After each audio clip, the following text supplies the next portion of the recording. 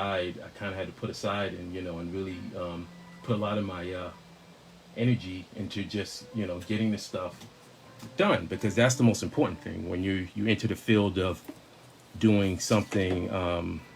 Well, it should be for anything. I mean, if you're doing a film, then production is very important. If you're doing a book, a novel, production is important because you need that time to work on it. You have to work on it, especially if it's something where it's going to go out and people are going to be purchasing it. So the same thing with comic books. Doing a comic book, one has to be with a mindset of getting the job done.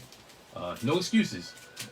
I learned that a long time ago, and I had a lot of different mentors and teachers who really, and even my mother, sort of ingrained that into my head that excuses are just that, excuses. If someone is looking to have something, if there's a deadline and they need it done, then you have made a promise to get it done at a certain time, then by all means, you must work hard to even get it before that time comes if you can. Now, if you can crush the deadline right on that day or a few days before it, then fantastic. But the key thing is that you have to have the mindset that this is a business, and businesses cannot survive if products aren't made on time. So with that said, I'm not actually going to be drawing any Codgers and Cowboys. I just had it right here as a placement while I was getting everything all set up. What I'm actually going to be doing is, let me move that aside, is catching up on some sketch card artwork that I started back in 2021. Now, here's a sketch card puzzle done on the official Codgers and Cowboys sketch cards that me and Matt have. And pretty much what happened was back in 2021, I started playing around some different ideas. I actually started it at doing it with Alterna Comics characters, because I've done some stuff over at Alterna Log, and also it came out on it came out Highway. It came out on a Wednesday, and then Legends of Log. But I started thinking of this cool idea of having Bwin, who is our protagonist in Codgers and Cowboys, this guy right here, sort of just cross-pollinating into other different worlds and stuff like that. And then, so what I did was I sort of started engaging this concept of characters that me and Matthew did, called, there was these short stories that we did that appeared, it came out on a Wednesday, called Team KS1, which was, in the mindset, I thought of more like in the sense of like what the Centaurians were, but it was like a military wing. They had these special combat armor, and they were like this unit who would go out and they would literally battle Kajus. So you think of like a mixture. In my head, I thought of like Centaurians and Inhumanoids, that kind of thing. So anyway, we did, I think, two. I don't even know if the third story ever made it. But we did two stories, and so we had these characters. Maybe there was three. I don't know. I have to check again. But anyway, and so this is what's going on. So I have this character up here that's flying, and I forgot what her name is, but she's shooting some stuff off, and Bevan's just racing around. He's a really fast guy. So that was one set, cards. And then right here, this is a pretty cool one. He's taking on a full-on blast. He's just been hit. I love those classic. Well, here's the thing. I've been reading a lot of the old volumes of the Invaders, especially like Frank Robin and Frank Springer. Frank Robbins was the artist, the penciler, and Frank Springer did the inks. I love Frank Robbins' work. As somebody who has a background in storyboards and just really sequential artwork, there was so much energy in his work. Now, if you take away from what style is, if you say style, okay, his style was it was a nice, loose kind of energy. There was a lot of energy to it. It would have been fantastic in advertising, and anything else, I felt like, because he was able to put a lot of energy, but it was very kinetic. And I always loved his artwork. So I ended up getting the volume 1 and 2. And I've just been going over them, and just some of these extreme shots of like characters getting hit and showing just pain and stuff like that, like when someone really gets hit, they go, oh, that kind of thing. So this is another scene, and then this is I added this vehicle in, but this vehicle is part of Team KS1, but I sort of just created on the fly. It wasn't something that appeared in the actual stories. And then this was the final one that I did, and eventually I'm gonna color these up. So these are done, but I'm gonna color. They're done with the inking process, but I'm color out. And then this was like a person right here. And one of the ideas I had for this team was that on their chest plates, their name would appear, you know. And again, it might be a little bit of the Visionaries too. I don't know if anybody remembers the Visionaries, but that was a great show too. Visionaries were amazing. Oh man. It's like when I'm working on a comic book series, now it's like now all these cool things from my past, it's like I want to draw them, but it's like, oh, time wise, you know. So but anyway, their names appear right in there, so maybe after I complete this I'll try to put my name in. Maybe I'll put my name in, I don't know, it'll be fun. So anyway, those are those cards. Now the cards I'm working on today are a continuation of something that I started. I forgot where I got these cards from, but let's see, these were called Animation Tribute Sketch, and I've forgotten where I got these, but I thought they were pretty cool. They left a lot of room for illustration, so I started this right here. This was the first one where I had Jet Jaguar, the newer Jet Jaguar, the Netflix Godzilla fighting the old Jet Jaguar, and so that's one that I want to try to bang out and color up and just be able to put the completed sign on. And then I started doing some stuff where, you know, Mazinger. Now, it's like I went to go see the Mazinger Z movie, Mazinger Z Infinity, and this was the book that I got. It's a pretty cool book. Has a lot of the characters in it and stuff like that. So I've been using it as my sort of reference and then add my own little things in it. But, you know, there's the Mazinger Z in there, and then, of course, my favorite, Dr. Hell. So I plan on doing a video where I'm gonna color this up and stuff. I love the character Dr. Hell. He's amazing. And then that, I think I said in previous videos that I'm one of those disorganized artists where I got stuff all around me. Like it's organized in my mind, and I like the chaos around it, but I'm definitely not like in the neat things. Things will roll out and stuff. This was a Koji Kabuto piece. He's punching, oh god, what was these guys? The helmet head guys. But he's punching one of them. So I'm gonna ink that piece up today. So this one goes to this side. This one I'm gonna be inking today. And then this was a pencil one of like, it was an assembly line. So maybe, I don't know, maybe I should just go ahead with the pencil and then jump onto the inks and stuff and see how long I got today. And then there's a one with Baron Asher. And then I had her, this from the Mazinger Z Infinity. She had her mecha, our robots. That was pretty cool. And I drew like a head over there and stuff like that. He is an amazing, is an amazing character. Always like the character, Mazinger Z. I mean, as in the whole lore of super robots, the grandfather of the super robots. So anyway, all right, why don't I do that? So let me look at the book, because it's been a while. We'll start with this one. Hey, let me know in the comments what you guys think. If you're artists out there and stuff, share, man, you know. This it's kind of weird. It's like I did so many videos for a little bit, but once more, you know, for me, production's a very serious thing, and once I started on doing the work for Kajis and Cowboys, I just was like, you know, it's got to get done. So videos get pushed down, and presence online gets pushed down a little bit. Still post a few things here and there, but the main agenda is getting the book done, you know, because the key thing is that we want our readers, we want people who are gonna feel that that first and foremost, we're very serious, and that, you know, we're not here to just, you know, say we're going to put something out and then it takes, you know, 5 years for it to come out. No, me and Matt don't follow that kind of way of thinking.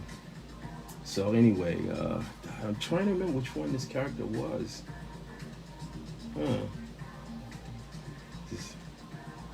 Oh boy, who are you? Because I don't think this was like the standard. I wish I'd drawn him out. I always thought it was a different character. All right, this is where we're gonna have to, I'm gonna have to tweak it up. And looks like it. All right.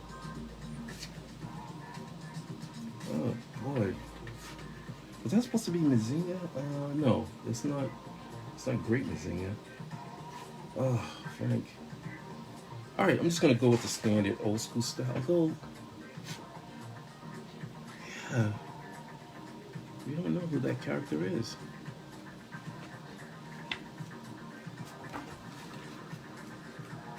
And this is why it's never good to sort of stop. And I apologize for this taking so long. I should have had everything kind of done, but it's just one of those days, you know. All right, I don't know what to do here because there's maybe okay, maybe it was one of these guys. So maybe it's this character. All right, I'm gonna do a little switcheroo, right? Check this out. I'm gonna see if I can do this character.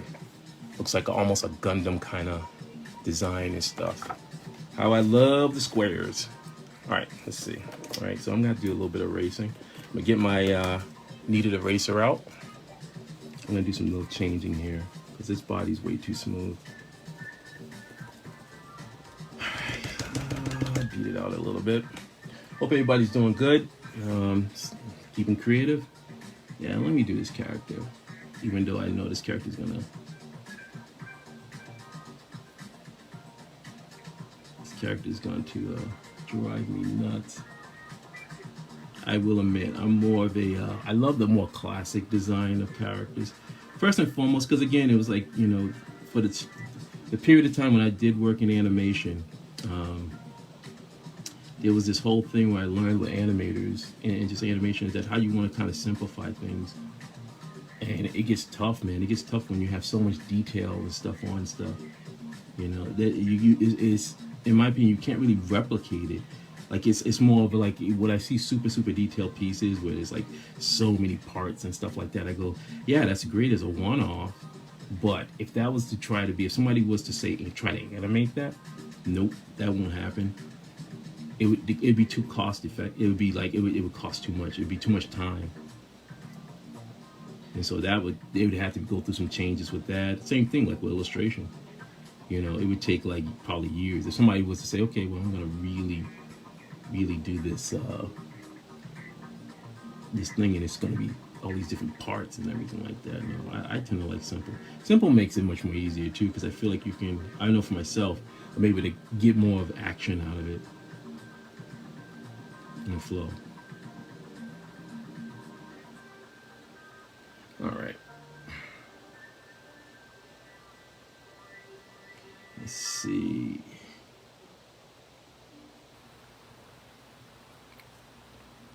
Tell you one thing, doing sketch cards.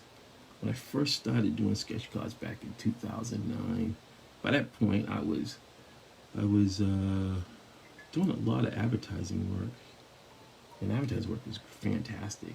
You know, it's fantastic in the sense of the education of business, but you know there was still that part of me that was kind of you know, clearly I wasn't doing stuff like this in advertising. You know.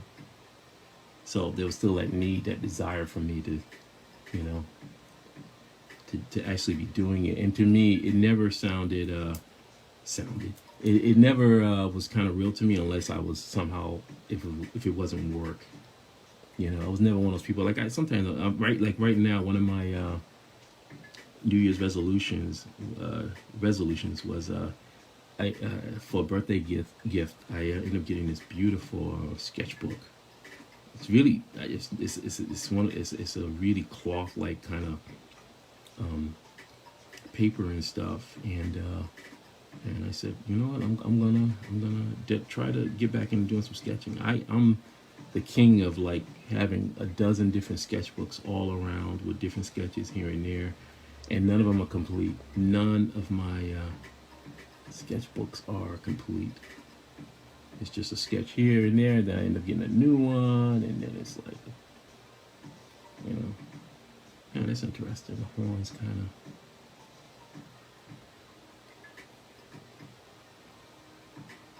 So that was my resolution. Say, Frank, you gotta, you know, and the sketchbook that I have right now that I'm working on is actually here. Instead of me talking about it, I'll just show you guys real quick.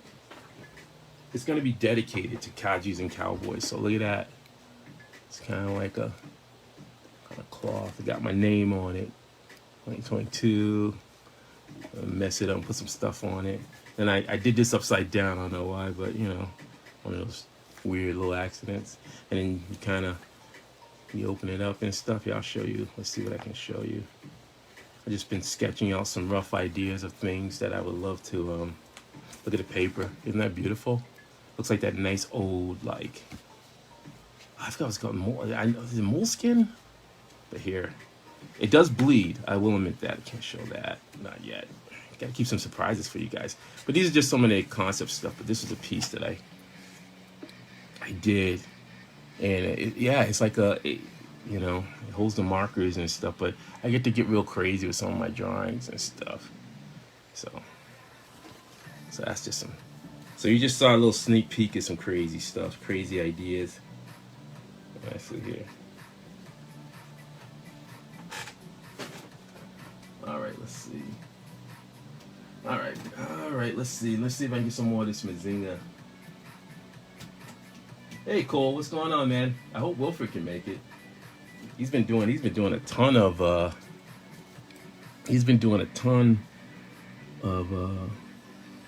that work with the Voltron, the die rugger. Was it die rugger? Yes. Oh man, I'm like, I can't wait to get the Vanguard Ace that he did. Wilfred is a tremendous, an amazing. I can't even stress how just amazing, like, builder. You know, I don't even know the correct terminology, and I don't want to say something that's, you know, but he's a builder and he does these custom figures that are made out of wood. That in itself, like, there's this other guy that I've been sort of like on Twitter. He's making these costumes, like he did Giant Robo and a couple other, I think Magma, a couple other characters anyway, and it's all out of like cardboard. As somebody who, my skill set, my you know, is this like two-dimensional drawing. I never had that thing with building. I tried to do some building stuff, but I didn't have the knack. I just was like, ugh, you know, and the patience, and I would just kind of be like, I'll draw it. I'll let somebody else build it. That kind of mentality, you know. So, but when I see other people who do that, it's the same thing. Like when you hear people and they go, well, you know, I'm like, yeah, some people can do it all, but then you have people who, you know, they may not be able to like illustrate like I do, or draw, but man, they can build stuff. And Wilfred is one of those people. He's phenomenal. I can't wait. I can't wait to show off the figure once it gets here. I can't wait. This character is weird, man. Ikenada? I think that's what they're saying. I don't know. This character right here, man. Oh, anytime like these more structured characters, it drives me nuts. I feel like it just eats up so much time. But you know, patience is a virtue, and I had already committed. So anyway, let me just do a little rehash. This card, I can't recall where I got these cards from. Probably it could have been eBay or something. I don't know. But I saw them. Nah, it wasn't eBay. It must have been one of these custom cards. They're doing some really. I think Artists United is doing some really cool custom cards that I've gotten some, and but they're pretty fun and stuff. And so I saw this one and I just said, oh man, you know, fun to get around. I got a ton of like blanks sitting around. Maybe one day. All right.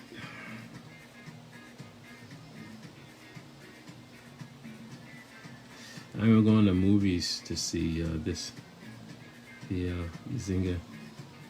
I feel like my only gripe with the Mazinga storyline, just like the Ghetto Robo, is that I feel like there's a sense where things just keep getting rehashed, you know. And it's like I don't know. Like I wish Grandizer. I wish that they could do Grandizer. You know?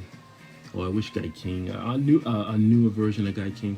I've only seen parts of the one that did come out a couple of years ago with the little kid and stuff. And that always troubles me. I'm not a big fan. I kind of wish that they went with a more older cast. There's this weird thing where uh, you, it's almost like you don't want to see, like people don't want to put out characters that could be a little bit older than say like 10.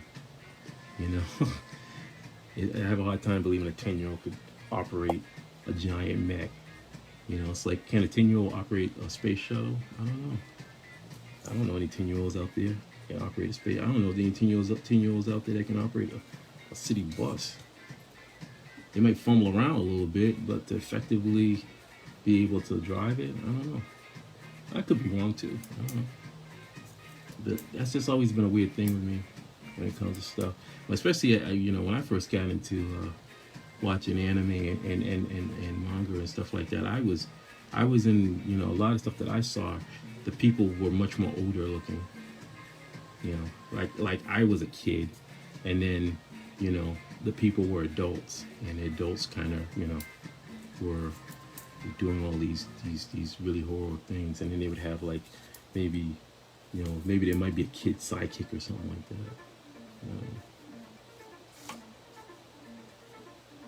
I won't say this the right way, because there's no right or wrong way. Really, it's just, I think it's just a different kind of time. I always joke with Jess, and I tell her, I'm like, yeah, I'm a dinosaur. Yeah, born in 1970, and I've had the pleasure of living through so many huge major changes in technology and stuff, and so yeah, I'm officially a dinosaur. All right.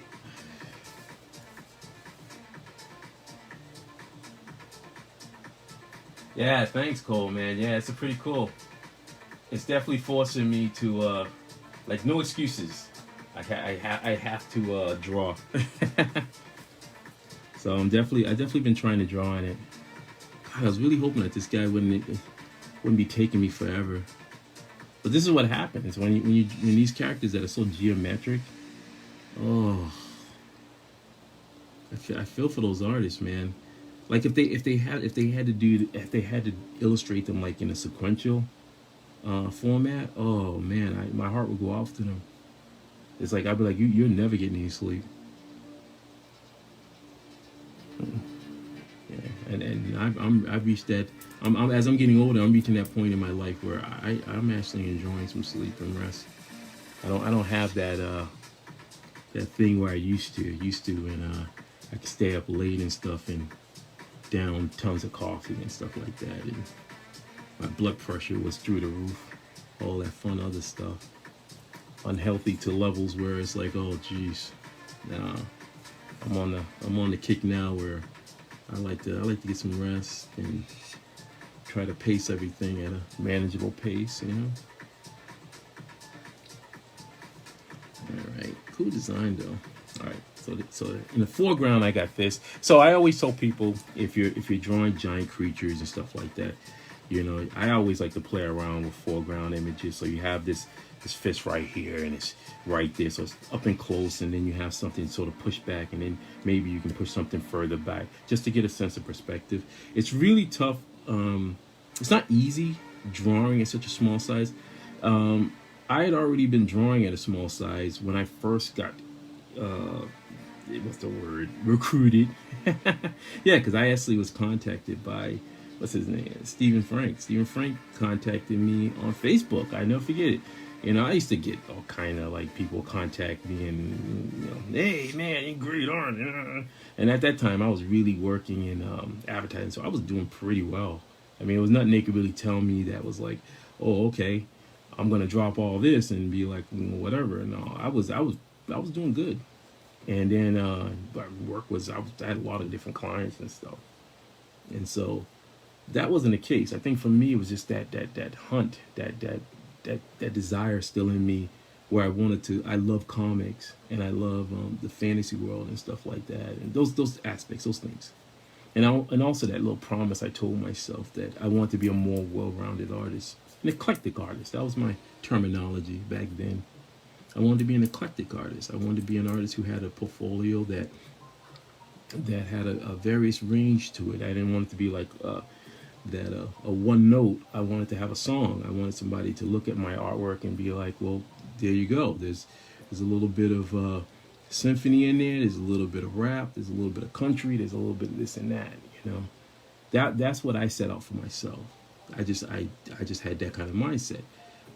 It was the right mindset for me. I wouldn't say everybody needs to have that kind of mindset, but there was the mindset that I sort of put for myself, where I was like, you know, I just wanted to. I was on a journey, trying to figure out what it meant to be an artist, especially a professional artist, and sort of like, how could I push myself to be able to, you know, work on different things and stuff. And trust me, there were assignments that I worked on, and I was shaking in my boots. I had never worked on certain things, and I was like, oh my god, man, I don't know what, you know. And I got through it. You know, I got it done. So it became a testament to me that regardless of what, I was somebody who took chances, and I was open and willing to learn, which are pretty solid qualities, man. You gotta, you know, if you're out there and you're part of the hustle, you really gotta be somebody who can adapt and get out there and, you know, and not be afraid. I also knew that the most important thing for me was I wanted to have a. Hey Wilfred, what's going on, my man? Are your ears burning? Always talking about you. You're a tremendous artisan, man. I hope more people get to see more of your work. I mean, you just wooden super robot figures. I mean, jeez. You can't even package. You can't even. I don't even know. It's incredible. As somebody who worked in advertising, I'm just like, oh my god, that in itself is incredible. I think there was another person out there who, again, I was talking. This is a different person, though. I feel like this individual had like cardboard. They had made figures out of cardboard paper or cardboard. It just I don't know, just amazing stuff, man. And I just shake my head, going, unbelievable. You know, that stuff inspires me. When I see that, I go, man. A level of creativity to pull things off like that is just stunning, and I'm so grateful. I'm grateful that that individuals like Wilfred and others who are out there doing that, and they're sharing it, not being afraid, but sharing it with the masses. All right, so this is the point right here where I used to call back in advertising, where we got to start looking at shortcuts, because the shortcuts is that you're really focusing on trying to get the information. You're not trying to be so literal with it. You know, I could sit here all day and I could try and get every little thing, whatever, into this thing. But, you know, you're talking to a person who, you know, when I worked in advertising, the key thing for me was time. You know, even today, that's what I think of, time. Why I should not be wasting a ton of time on something, because time equals money. You know, it shouldn't take something to be so long, even if you're like, oh, wow, is it for me? I don't look at any of my artwork and go, wow, this is the greatest piece ever. I just go, you know, it did the job, man. I'm happy that it did the job. That's my frame of thought. That's the kind of, you know, when I went to my art school was it's gone now, but it was Butera School of Art in downtown Boston. Across from the Hatch Shell, and it was a school that focused on, you know, teaching us how to survive and how to function as contractors. There was no mistakes or anything, understanding in anything, that we were contractors. We had the skill set of, oh, that's not looking good. We had the skill sets to be hired as artists to do things, but as illustrators and also with sign painting too. I think they had courses, but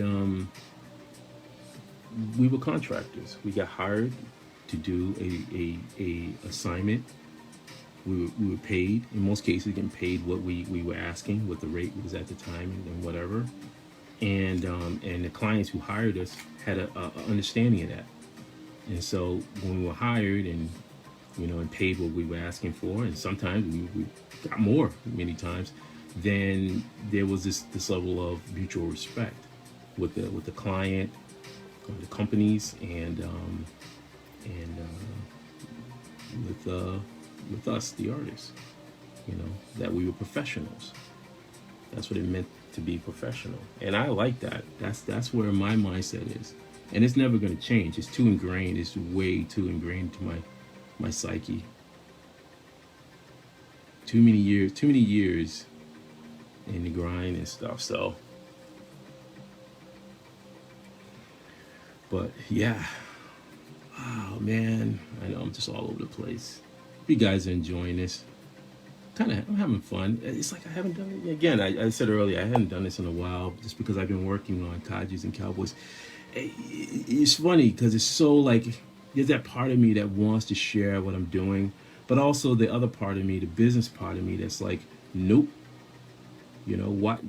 That's amateur. Don't you don't need to share too much, because people need to feel, they want to be surprised when stuff comes out. I can tell you this, and if you've seen my work, that's why I do show my work, is that you understand that this is a passion project for me, and a passion project for Matthew as well. But I think seriously, Matthew did this more so because he knew that this is where my strength was.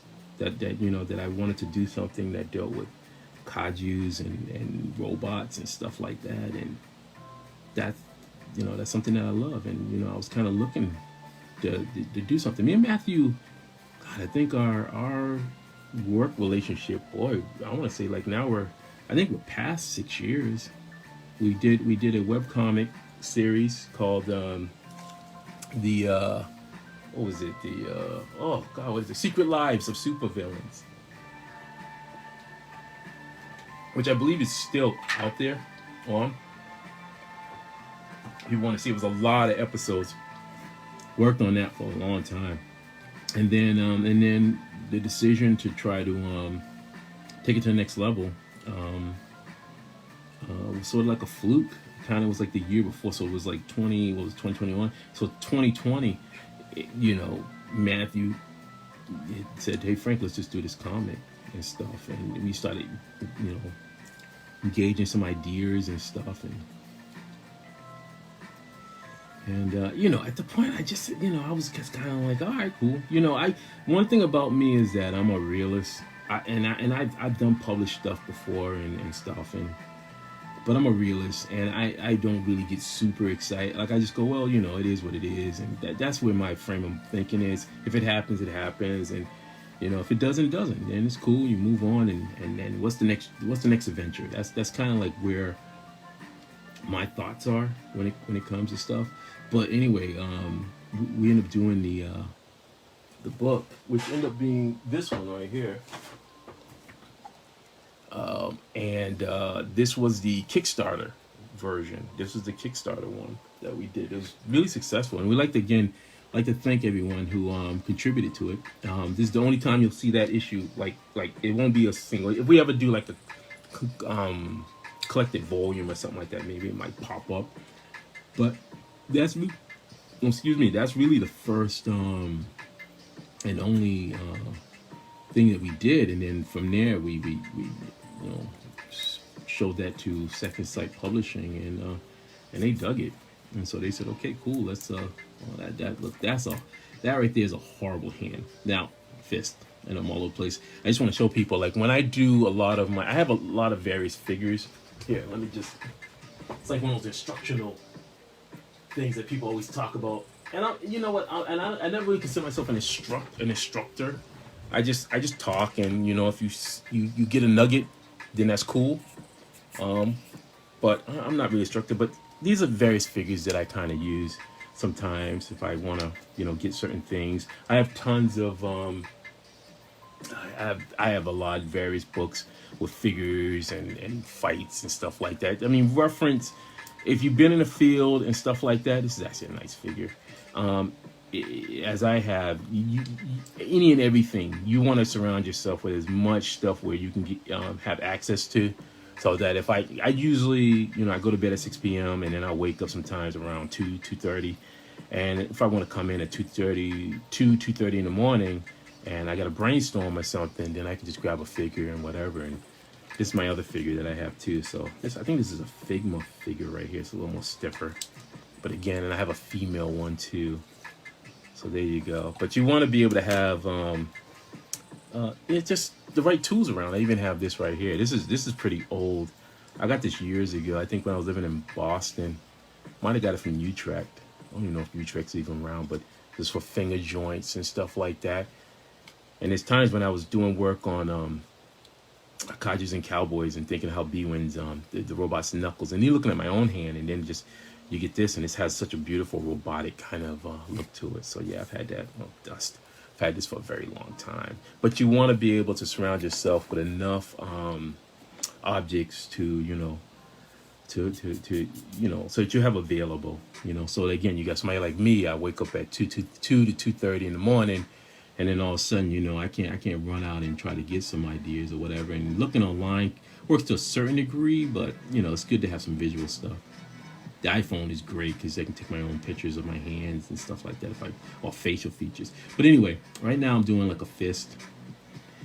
And so usually when I do like a fist or something, I go with the standard kind of box design because it's a robot.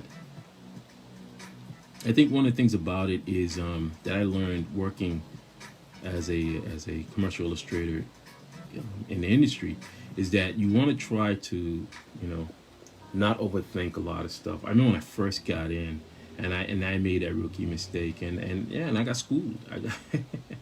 I got schooled actually by my teacher, Charlie Banks. Man, he was one of my teachers and stuff, and it was a big project at the time. I think it was for Delta Airlines. Delta's still around, and I was scared. I had just come from doing stuff in animation for an animation studio that's now closed too, All Jar Animation. They did a ton of stuff on TV and stuff back in the day.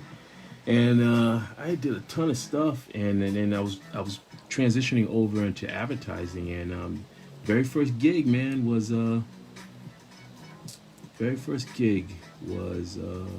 Delta Airlines. Man, oof, that was brutal. I was scared. I was shaking, man, because it was just a different kind of working in animation was such a different kind of just the air about it, much more different than what advertising is. I've always told people respectfully that advertising to me feels like you're working with the grown-ups. That's the only way I can describe it. It feels like you're working with grown-ups. Like they don't take any mess. Like if you don't get something done, then they'll just be like, well, we'll find somebody else. And it's quick. There's no like you sitting there and you're crying and you got excuses. They may hear a few excuses, but usually it's like we need this done, and it's kind of like boom. Now I'm not trying to say advertising is heartless. They're not heartless, but it's just that there's a different kind of feeling to it where it's like, yo, we got to get this out. And I remember back in the day, it was like, we had to do FedEx, try to get something out by 7 p.m. for FedEx. Before computers really came in and emails and all that fun stuff. And you either could hack it or you couldn't. Especially it was more driven deadline. So yeah, it felt very very adult-like. And I've worked in production too, with film production. The cool thing about film production and animation was that you do contracts, and the contracts would be for a certain amount of time. So you'd be like, all right, 6 months, whatever, or a year or whatever. So you had that period of time to sort of produce and work on stuff. You got to get it done, but you get there's a lot of stuff. There's a lot of wiggle room in there, and whatever. With advertising, it's more like somebody just calls you out of the blue for you could be sitting there and be like, oh man, nothing, and next thing you know, you get a call and it's like, okay, we got a ton of we got some work. We need 50 storyboard frames done, color.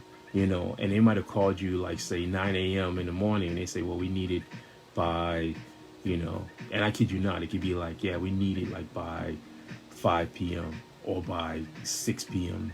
the latest, or or whatever. Sometimes you would have to go into the studio and work because you'd be on site, so then they can immediately get stuff. I mean, that was a whole different machine. That's a whole different thing to say like comic books, where it's like there's a you'd be like, well, we got to work on this for I don't know a month or something. I don't even know how it works today. I don't know how many comic books, like how people work out their comic book schedule. We have a schedule. Me and Matthew did some talking and stuff, and we figured out a schedule of like around a 3-month period, which felt fair. 3 months. So in that 3 months, you get try to complete at least 4 books. 3 months, so that's 4 books a year. That seems about right. And the actual integrity of the artwork and the story doesn't get affected, because that's the key thing for me. The key thing is that when you come to things like comic books, which are books, they're finished product, you really don't want to speed through it. You don't want to rush. You don't want to rush through it. You want to care about it. You want people to invest in it. You don't want to just be like, oh, if I was just a writer and be like, oh, I don't care, I just want to just get it out and whatever, that kind of mentality. You don't want that, and I don't want this either. I was gonna put a game tree up in there or something, and it just looks really goofy. This is what happens. This is my brain.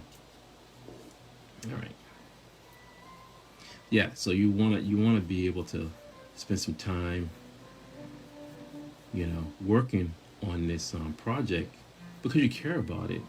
You care about the fact of that people are going to put their hard-earned money down on this and stuff. And it's a reflection of you and your team. If it's just you by yourself, then it's you. I mean, I grew up in a time where reputation meant a lot. It was like your rep. If your reputation wasn't that strong, then it's like, man, you want it to be something where, like, as soon as you put your thing out, that people look at it and go, okay, we get it. We get it, and we can see the work that you put into this and that kind of thing. So it's such a fine line. But also you want to get it done too. Like I said, I personally don't understand why it takes as long as it does for books to get done. I think it's a reasonable amount of time, but I think that, again, these are products. And even now, I look at Kajis and Cowboys, and it's a product. I've always looked at comic books as, which they should have been, and I think they stopped being that, as a cheap form of entertainment. I remember a friend of mine, he was dyslexic. I hope I'm saying it. I'm probably saying it wrong. Dyslexic, and he had trouble reading in school, but he could read comic books. That's what comic books brought. Like, they were able to educate people and stuff, and they were a cheap form. I remember comic books being like 25 cents and 35 cents, and then they started going up and up, 75 cents, $1, that kind of thing. But yeah, I wish in some degree we can get back to that. Get back to comics being, just easy, cheap, not the quality of it, but,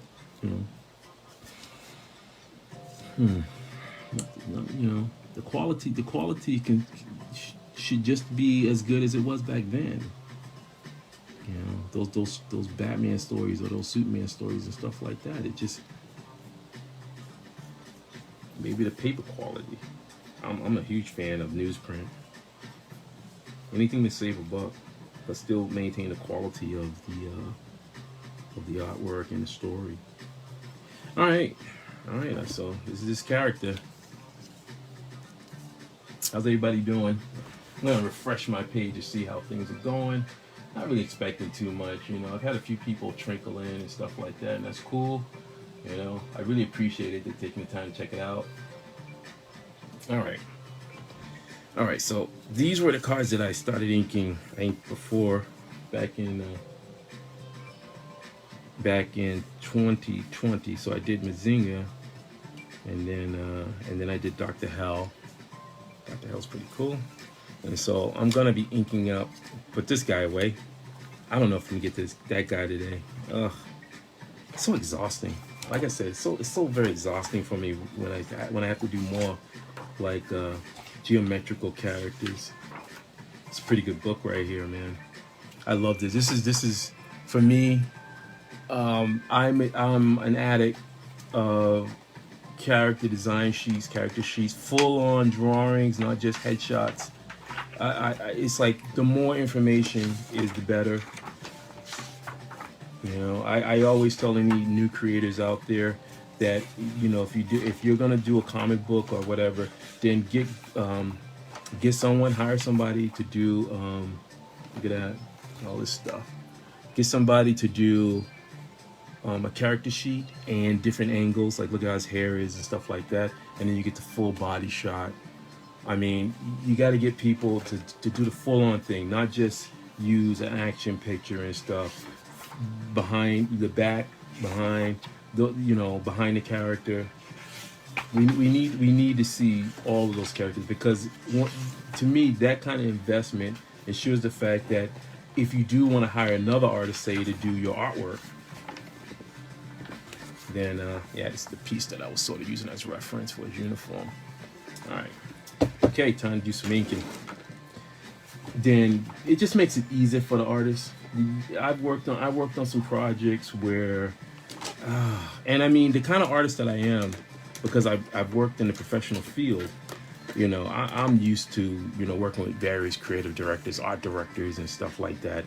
So it's just like I'll sit in meetings, sit in meetings, and you know, and I'm sitting in concepting and stuff like that. So thinking, so I'm not a copy machine.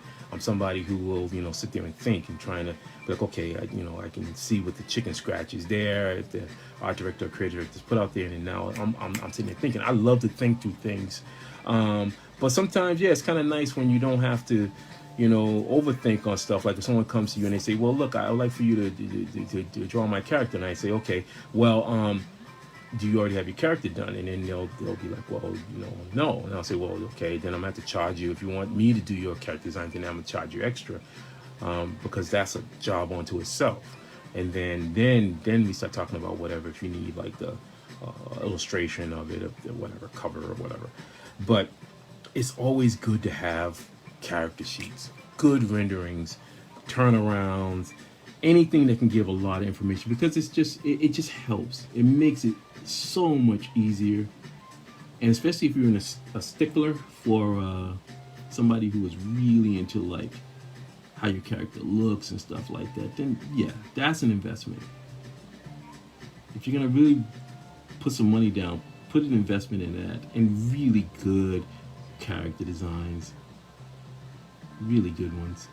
I'm not saying just to make it look pretty. I'm saying like you get stuff where you see the behind the scenes and back. If you were to look at some of the stuff that even Marvel or DC, when they do their character designs, pitches, you'll see like just the rough sketches and things like that, but turnarounds and stuff. It's so well. That's what professionals do. You know, they don't just do the finished art and then it makes it pretty and do this piece of just static artwork and then that's it. That comes later. That comes afterwards. You want to focus on how do I get the information? How do I let someone else who is seeing this new character see it, so that they can see the full thing around this? Like, what does this character have? Jetpacks? This character, you know, something in the back? How long is their hair? Is their hair in a ponytail in the back? Should I show how their arms are lifted up? Let me show some facial emotions and stuff like that. These are the things that will ensure that that your character will have some level of some growth in there, which is important. All right, let's get to Koji Kabuto here. See, this is when I'm really having fun right here. Oh, I call it draw inking years ago. I just was like, I can do it myself, and I enjoy it. I enjoy draw inking. I know what my weights are. If something screws up, I don't have to. And it's no offense to anybody out there who's an inker and stuff. I just for me, I just enjoy doing my own stuff.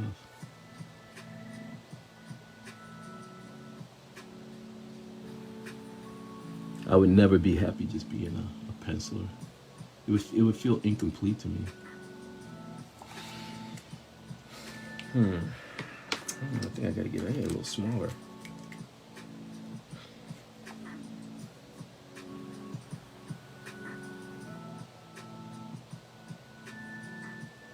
Oh, by the way, this is a what is this? Is this a Copic? I've been mixing them up with Copic and my Microns, but this is a 0.03. It's a really small head on it, so it's really good. Getting into some of these tight spots right here.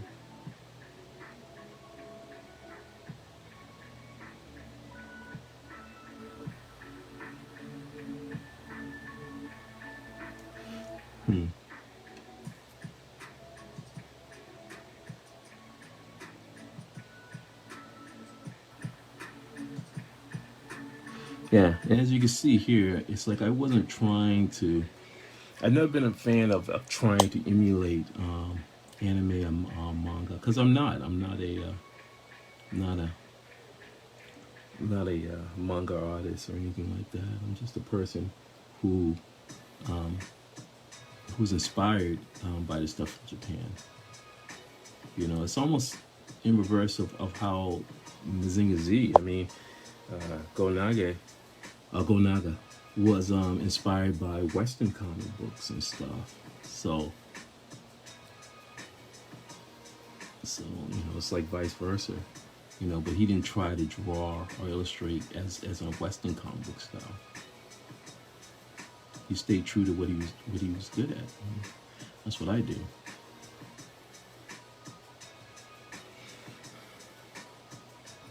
You know what? I think I'm gonna darken that. So let's just, yeah.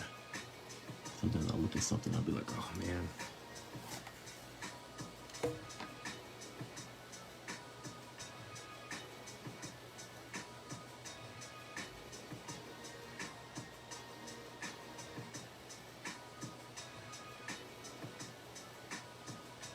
All right.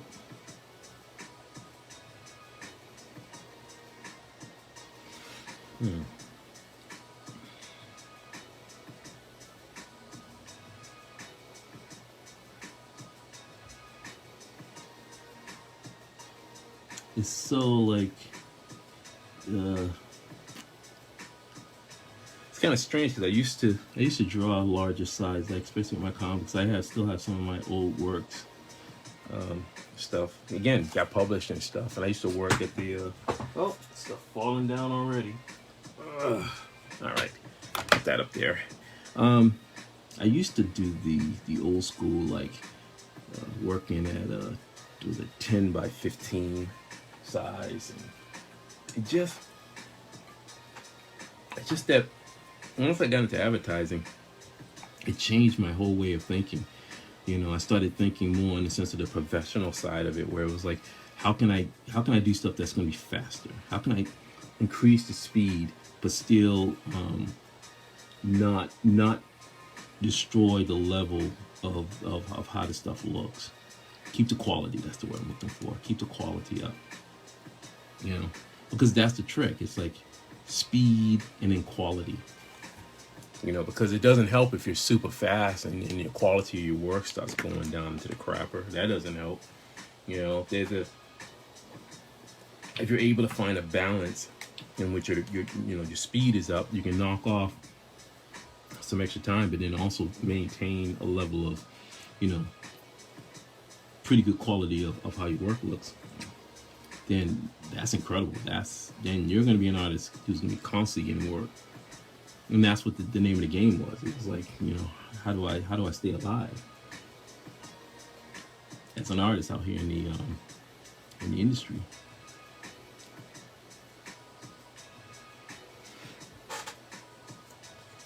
I remember someone asked me once. They said, they were like, you speak of the industry, the art industry. You know, because this was the individual who just was focused. Their mindset was just, I'm going to be a comic book artist, that kind of thing. And I was, you know, I told him, I said, for me, it was never about being a comic book artist. It was more about how can I be a artist that navigating the great waters what I visualize as the great waters of the art industry. You know, I always looked at the art industry as something much more vast than, say, doing comic books. Like comic books are, in my mindset, Like a river, pretty much the equivalent of a river, a very vast river, but good sized river. But it's a river that's connected to the art industry, and that the art industry has so much more stuff in it, so much more stuff that you can learn great things from. You know, and so I pretty much told him. I said it's not that and I said you have to maintain what your dream is, but I said for me, I just never wanted to sort of pigeonhole myself in a one spot and just be like, okay, that's it. You know, I mean, people can always hear the horror stories of artists that have only stuck to one kind of thing, and then that thing either dried up or it didn't produce the way they thought it would produce, and so they're like, oh man, what do I do now? And I always say, don't ever put all your eggs in one basket, man. Look at the art industry as this vast organism, and that you can be part of this.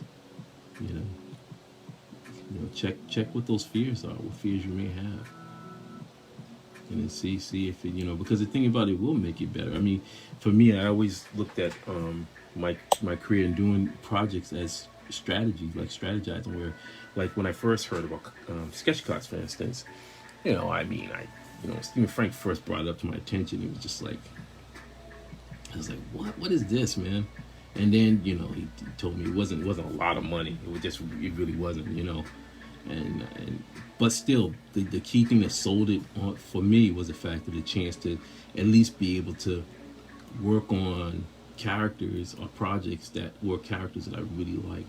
That sold me. Like, I was like, man, I said, and then I sat there. For me, I always play the devil's advocate in my head. I go, well, here's the pros.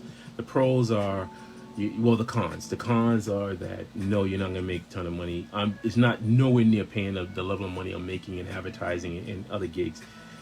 But here's the pros. The pros is that because I'm working at this smaller size, this can help me enhance my skill set, so that when I have to work on, say, storyboards or TV boards or keyframes or whatever, that it's gonna help me to be able to have my mind wired so that I can work more efficiently and more better in doing that kind of stuff. So to me, I always looked at what was going to be the end cause. How can it help me to become a better, more well-rounded artist?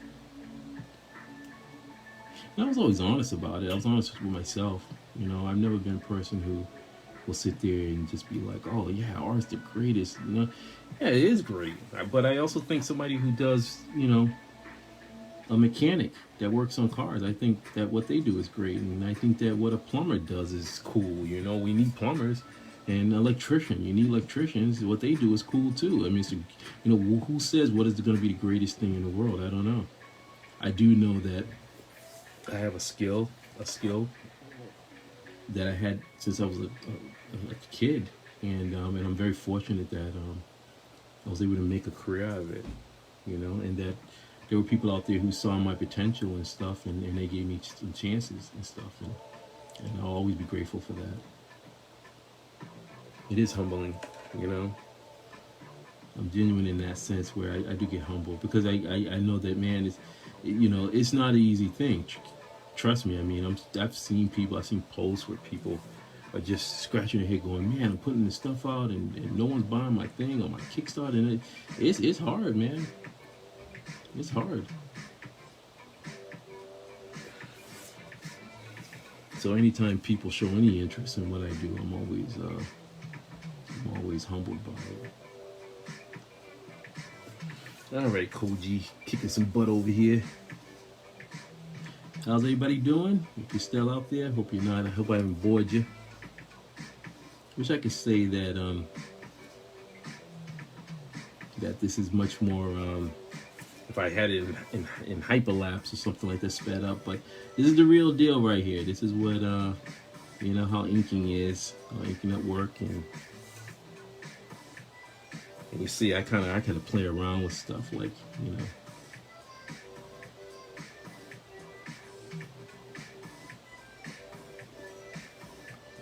let's see.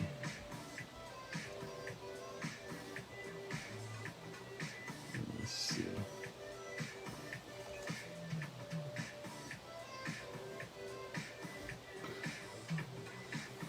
Hope you guys can see this and stuff. Okay.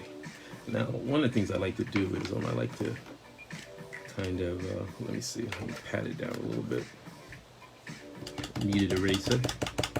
Kneaded erasers are, I've been using them since I was in art school. So you're talking from back in the days of 1991. So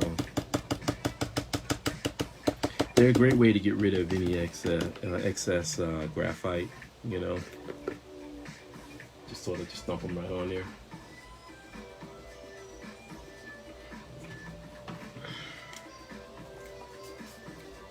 I don't know when I started. I think I started mixing some of these like color, you know, things in there into my pieces, just to sort of pop it out.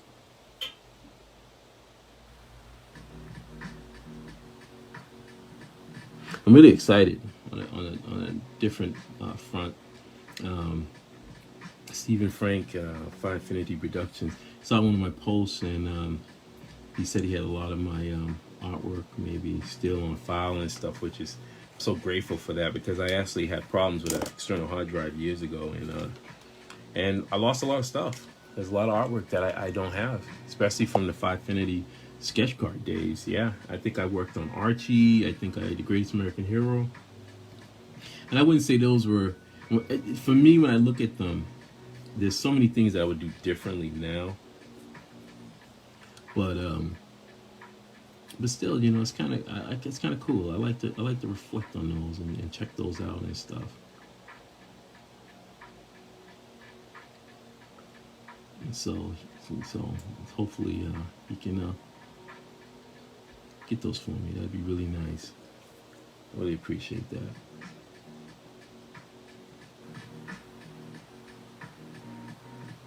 Yeah, right.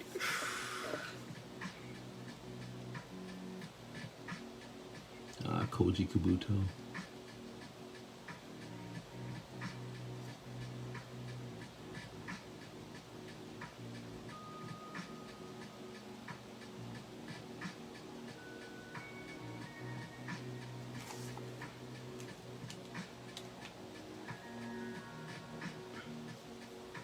In the vein of, let's see.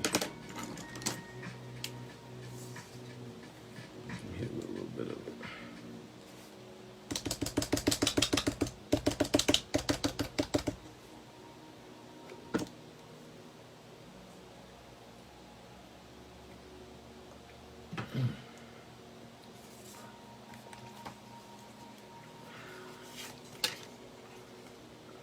Yeah, I can't wait to finish this up. I've started to go back old school again. I think I said earlier where I've been reading the Invaders and stuff, and just seeing artists who literally drew in sound effects. But again, I stress I am not a graphic artist. But with that said, you know, I always have enjoyed the fact of drawing in. I feel like drawing in your own sound effects, well, hell, doing your own lettering, but drawing in your own sound effects is so like, it's like guerrilla indie. Like, you know, there's a part of me that I love the whole indie comic thing as being very like the rebellion side of it. You know, it's like the time of the Ninja Turtles, or, you know, God, who else? ElfQuest and stuff like that. You know, just, you know, you don't care. You just sort of put it out there, and people can kind of decide whether or not they like it. It's not about how perfect it is, but it's just that you're doing your thing. People can see through it and see it, and they can really feel it and go, man, we get this. I always feel like, I think about that sometimes. I go, man, I said, man, if the Ninja Turtles came out today, I don't know if it would be a success. With a mindset of like, you know, because I feel like there'd be people who would ask the questions like, those don't look like real turtles. Those are not anatomically, you know, turtles don't look like, you know, you would have thousands of those kind of questions where it's like, back then they just did it. And then we went along for the ride. We accepted it. We just said, man, yeah, those are cool. We like that. We like that version of how turtles look to them. You know, would the tick have been able to exist in the kind of climate today? I don't know. There's always sometimes questions that I think about.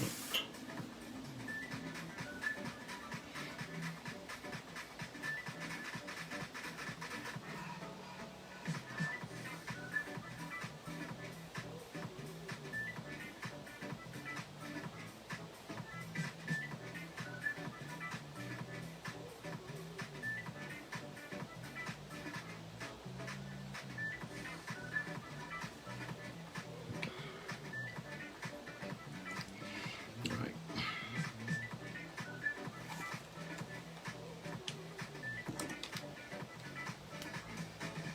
you know what? I don't want to get so red. All right, so I'm gonna go for one of my Staedtlar pens. Let's see. A little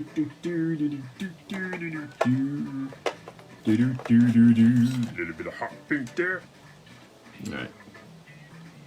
This guy's really like, oh man, yeah. You knocked the spit out of him.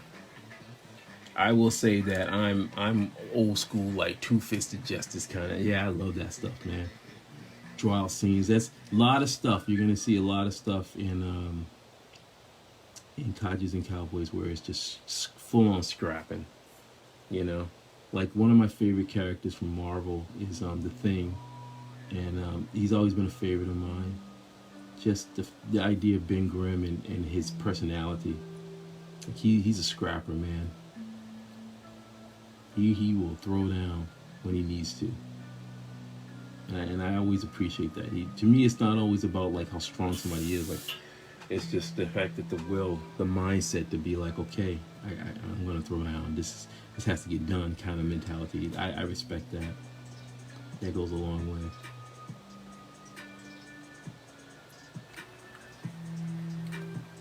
Look at how these characters look. Let's see. Koji Kabuto. Let's see.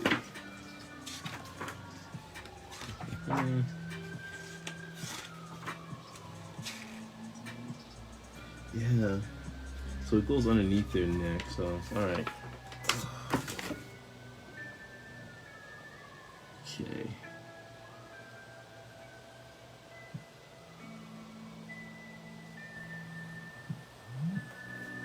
I'm curious, anybody else out there doing any comic book stuff or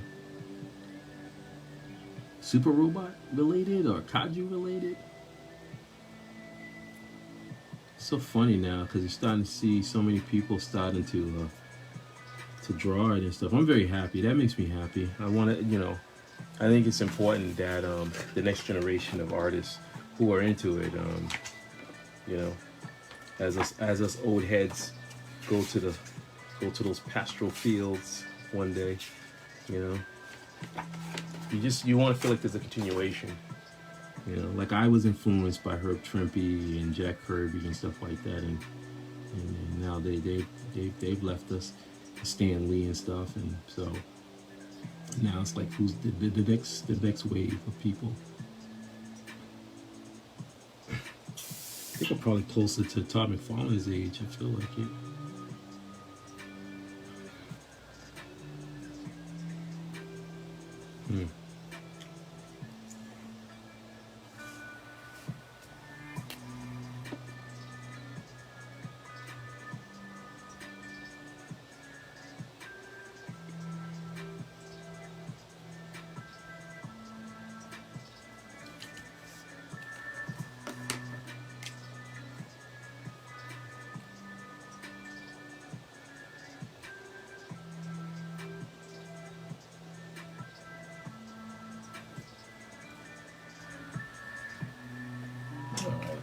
Refresh it. Let's see.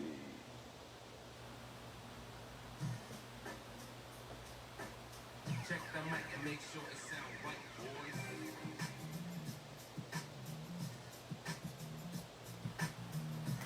boys. All right, let's see.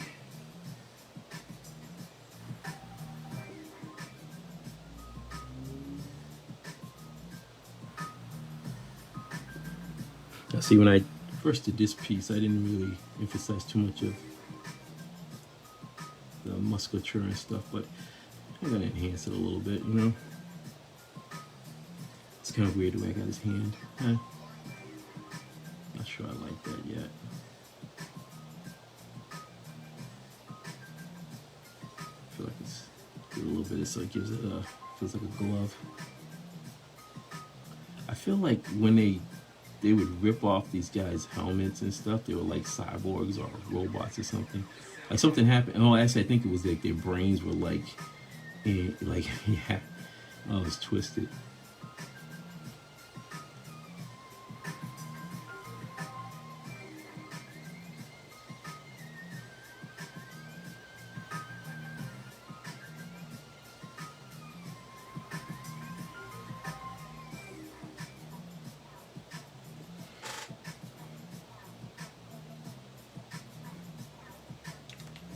All right, let's see what we got. All right, where's my Pentel brush pen? Okay, let's try this one. This one isn't bleeding. I may end up having to get some new ones.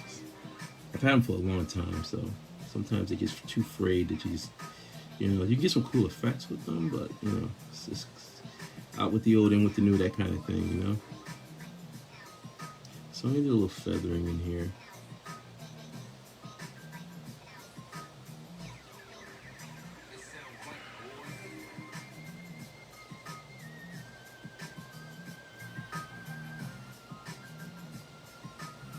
Really love these more thicker cardstocks. They're really well done, by the way. I'm definitely addicted to them. They hold the ink so well in markers. Do a little dab in there. I always try to remind myself that you don't want to try to put too much time. If you're putting too much time into the art, then maybe you just, you know, I know for myself, I'm overthinking it. You know, you almost lose that kind of, I know for myself, the initial energy, which I always find is the best energy when you're creating something, is when you're just, you know. It's almost like when I'm working on, well, for instance, when I worked on the thumbnails for Codgers and Cowboys, issue 4, Matthew, first off, is a madman when it comes to scenes. And so I think he's very, I would say that he's very fortunate that he has a co-creator who is a huge fan of like people like George Perez. So I'm not afraid of like, you know, like he'll say 6 panels and I'll see 9. Or 4 panels and then I'll see 9. You know, just because of my, you know, working in film and stuff like that. It's like my mindset's like, I feel like I want people to, if they're reading this, to feel like they got a meal. You know, not a happy meal, like a full-on meal, like a course. Like you like, oh my God, like nothing is skimmed over. That's my whole mindset. And again, it just comes from working in storyboards, doing storyboards and stuff, being mindful of the script, and you know, when I had to do that fun stuff. Boy, stories there. Late nights, staying up and drawing scenes out while on a mass transit and stuff. Oh yeah, stories. But you know what? Stuff got done, man. Learned a lot.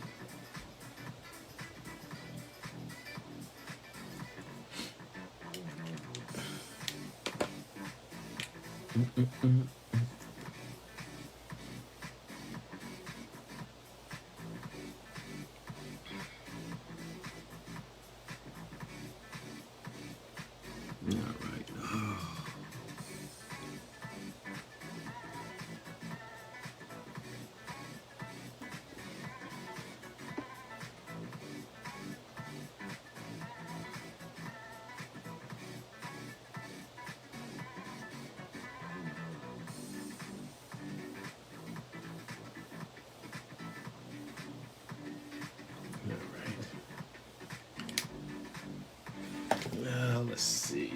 Move my hand. Man. Let's see what else I got in here. Sort of going through stuff.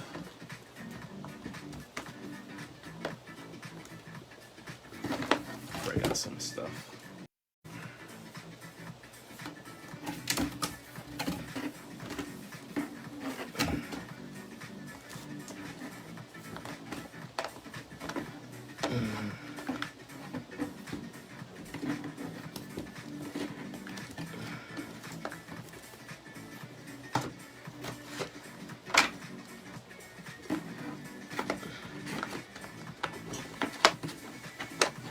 Taking a little moment here. Oh, there we go. Let's see what I got.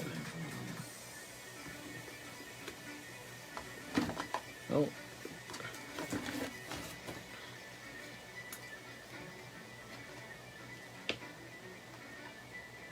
These look familiar, huh? Put those out for a little bit.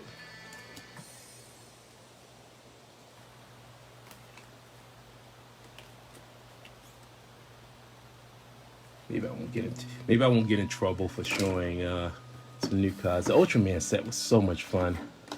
A lot of fun on there. Very, very honored to get on there. Again, it's like, my priorities is for the comic and stuff. So I've had to kind of stay focused with those and stuff. But definitely, I'm glad I was able to contribute some stuff to the Ultraman set.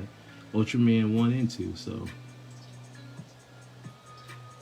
So I'm really just honored and happy. Like I said, sketch cards are fun and stuff, but I have to admit, man, nothing's beating the fact of doing comic book. You know, just that sequential, especially for a sequential art junkie like myself. I love just everything about sequential art. I don't even think of comic book work when think of it even as a comic book. I just think of the sequential, and I have to get the information out there, and that's how my mindset is.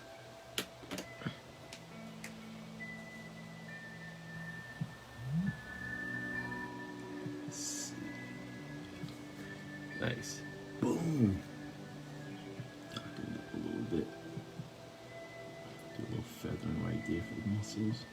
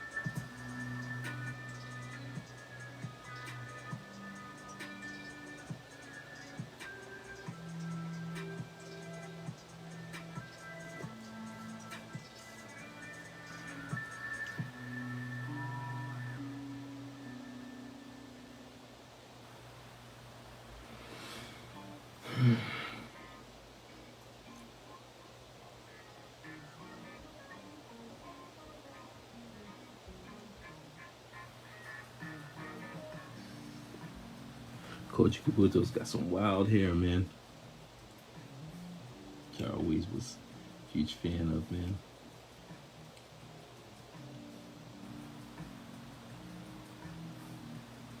What a cool character Dr. Hell is. Man. It's like you sit there and go, oh man, I want that. Oh, Dr. Hell.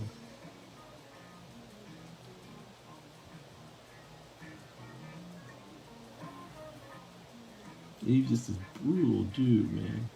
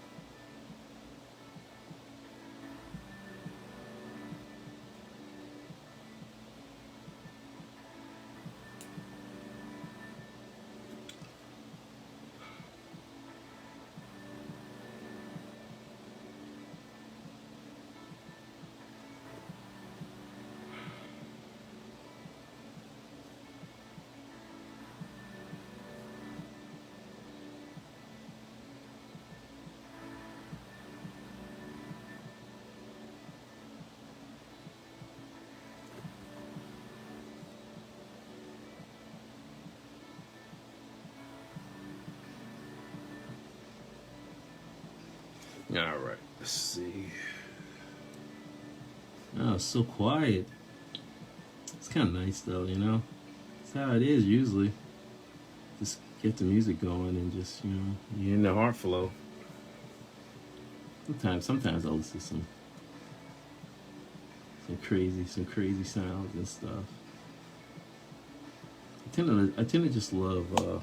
Excuse me. Oh, bump something. I tend to like just soundtrack music sometimes and things just really just the music like what you're listening to right now. This is all like royalty free music and stuff that I got off of YouTube.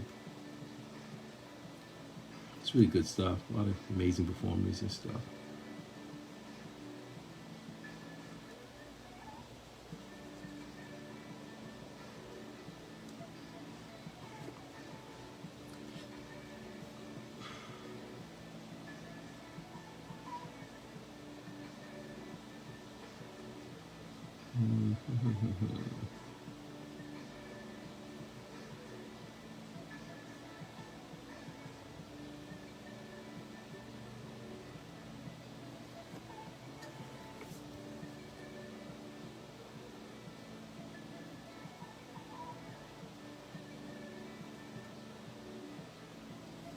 Oh, drying up a little bit.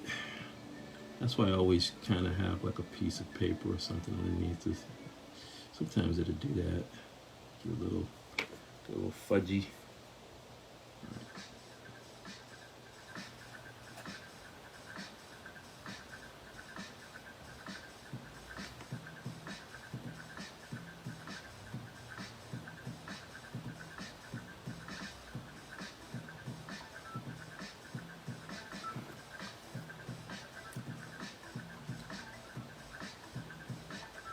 Oh, it just feels good to finally be working on these pieces. Oh, You know, I was just like, oh man. So yes, I wrapped up artwork on issue 3, and let's see, and then I wrapped up my thumbnails for issue 4. You know, trying to, you know, our mandate for ourselves as a creative team is to make sure that we're ahead of the curve. You know, we want to make sure that we have. So that's how we sort of treated our Kickstarter. You know, was that we had everything kind of done, and so really we just needed, you know, if anybody was going to support, they were guaranteed that that the artwork was already done. There was not going to be some you know, extreme wait time, which is that worked to our favor and stuff. I think there was no huge like, you know, waiting time, and I like that. You know, I do. As somebody who's also contributed to campaigns and still waiting on stuff. So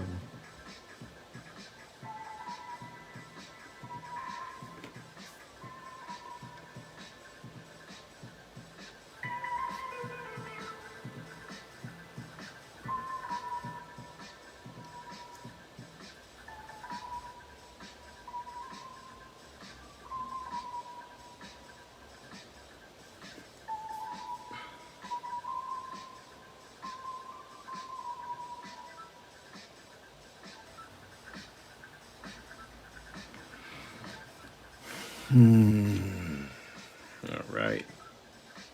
You guys are enjoying this? Let's see.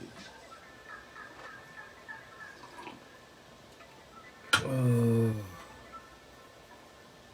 Here, let me refresh this. See if anybody's.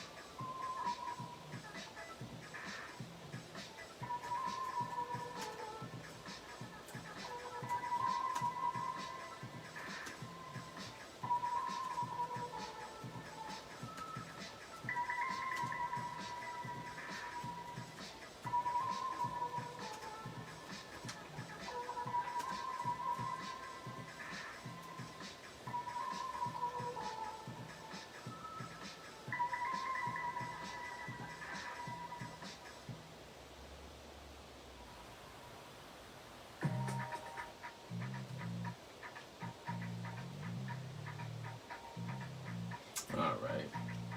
Well, yeah, thank everybody for checking out this video and stuff like that. Yeah, it's sometimes it's I'm one of those people where I do these. I don't do a big old like, oh man, I'm gonna be doing this such and such. I just kind of felt good, felt right, so decided to go ahead and do it. Let's see.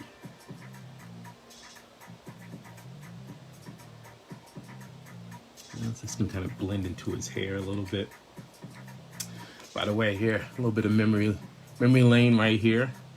This was card I did for Project Superpowers, 28 of 50. So I did 50 cards. Oh man, back in the day, yeah, I did a ton of cards. This was for Dynamic Forces. I believe this was an Alex Ross comic book series or whatever. But anyway, yeah, kind of like that. I did them all in blue and stuff. I wanted to show his power. And then he had these nice radiating lines and stuff. I was really messing around. But I've always kept in mind this sense of how do you tell a story? And I wanted to show some guys and characters, in the front down. I'm so, like, after looking at the stuff from The Invaders with Frank Robbins, Frank Stringer, so it's only just, my brain is like teeming with just like so many ideas, just looking at stuff and how they, the information, like, I mean, literally when you look at the way they laid out their composition, the layout, it's just wall to wall, just straight on action. There's a scene when the Human Torch is just like he's shunned by Spitfire because he has romantic feelings for her, but she's kind of enthralled by Captain America. So then there's a scene where you see the Human Torch, like he's in anguish. So how do you draw anguish? And he has his fist clutched, and he's like sort of close to his face and stuff. But it's just a powerful scene, and just that imagery alone. And it's like that's the kind of stuff I want to do, capturing that emotion, being able to have that two-dimensionally. As I'm looking at it, I'm like, oh my God, it's conveying all this beautiful emotion. There's another scene too when the original Union Jack. And they're fighting Baron Blood in a cavern, and Baron Blood topples a stone onto the original Union Jack's leg. He's a more older gentleman, and he crushes his legs. And just the level of pain, the way Frank Robbins illustrated composition and everything, it just, you get the sense of just agony, like the pain that leg. It's just sheer agony when it lands on. He's like, ah, and it's just incredible. And that's the kind of stuff that I grew up reading. And that, for me, when I do my artwork, I think in that terms of like what I want to do in conveying the visual information. So Matthew lies down with he creates the dialogue and to give the voices to these characters, but I'm visually applying a sense of more of that's what I'm looking for. I don't want to use embellishing. But it's almost like it's that other part of it. So you have the voice, and now you're adding the visuals to sort of bring it all home together. So that when a character is really in anguish, what does anguish look like? What does when agonizing pain? And I'm not talking about somebody being hit by a beam or anything, like a boulder thrown on this guy's legs, and breaking his legs. It was the most amazing. These are the kind of people. These are the kind of individuals who I grew up seeing that level of artwork, and it really just blew me. And his style became something that I really enjoyed because it has so much energy to it. I think I'm more of a person who's I love the sense of artwork when there's a sense of flowing. John Byrne's another one, George Perez, Herb Trimpe, of course. But I would say John Byrne had a really large influence for me, especially in the days of of course the X-Men, but boy, his Fantastic Four stuff. I mean, when he would just show things that were just so out there, and it was just like, man, it just made you believe that these characters were real, in that real world, not too real, but real enough where you go, oh my God, this is incredible.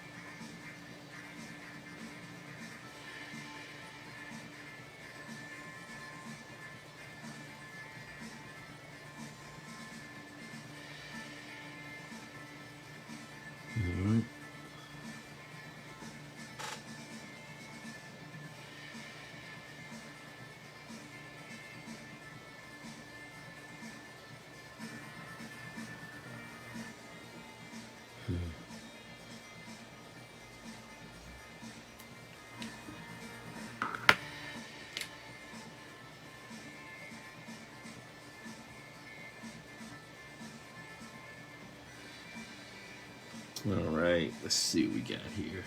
Draw a little bit of earth underneath.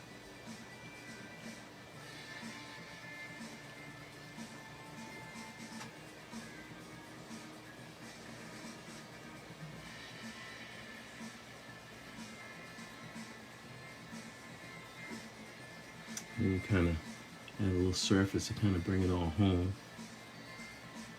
I mean, you know, back then they would occasionally draw stuff where characters sort of floating, but many times this, you know, they would definitely establish a fact that there was an environment around the artwork. You know, I don't think you always need to put an environment in, but you know, sometimes it's very important, at least that for your establishing shot. You know, exterior or interior, you want to be able to convey that these characters are at least standing on something, or the area that they're in is, what is the area? The environment itself is so important.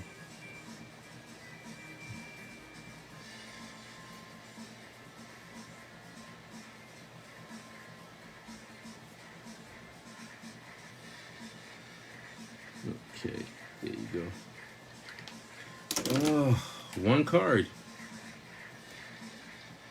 Takes a little bit of time, huh? A little bit.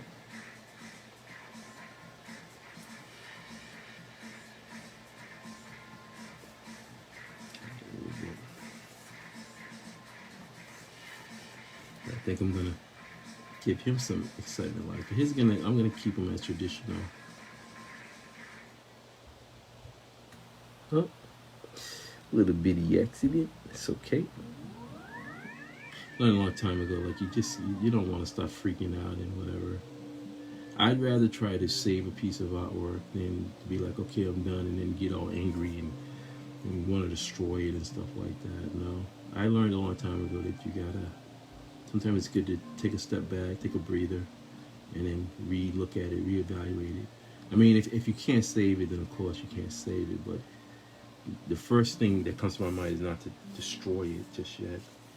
I try to go through, you know, my thought process and say, okay, maybe I can do this and change this up or whatever's needed to maybe save it, you know.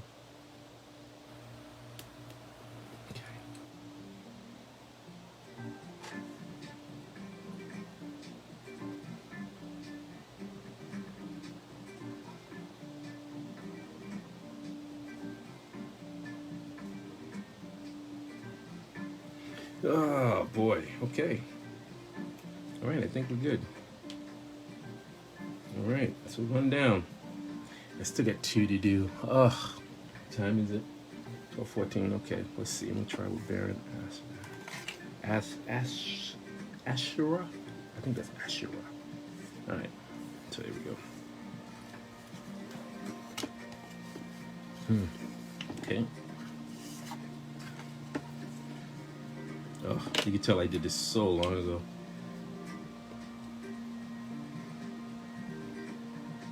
Thicken that up a little bit.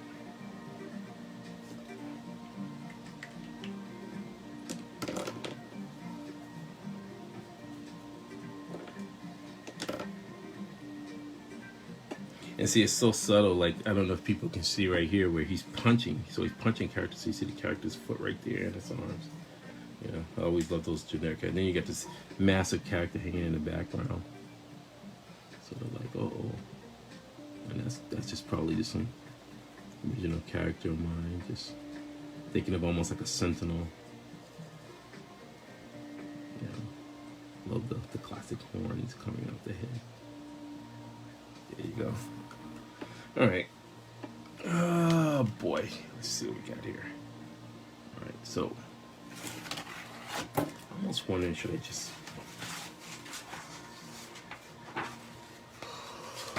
I don't know, man. Fading a little bit. Okay.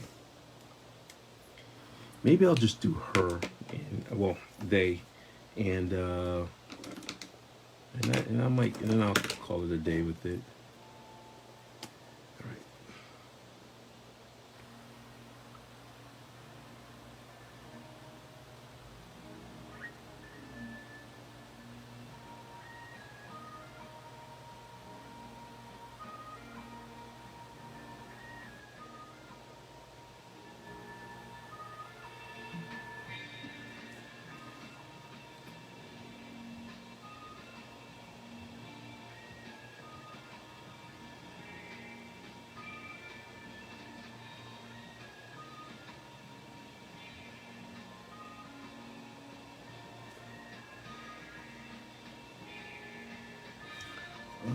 let's see.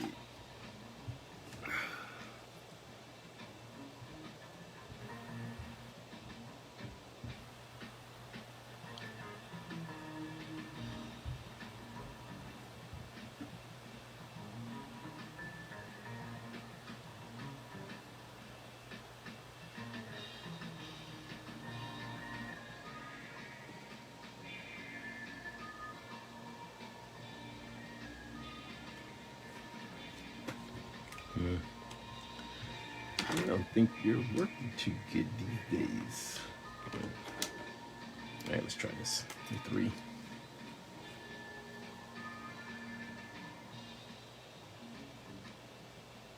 Much better.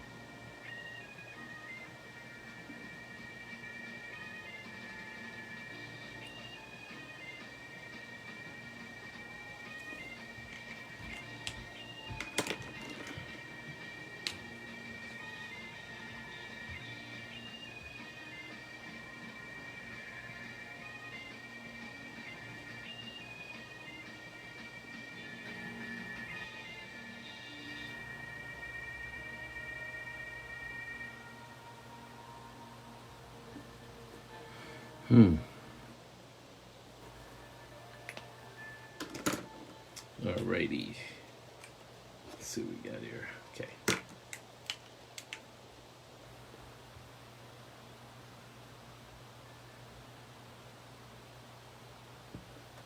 Okay.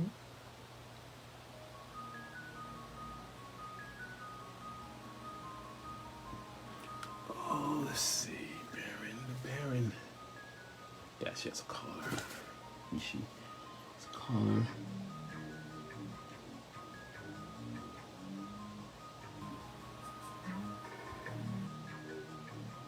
I wonder if someone must have done cosplay of Baron Asher. Yeah, I feel like that's all black. Yeah.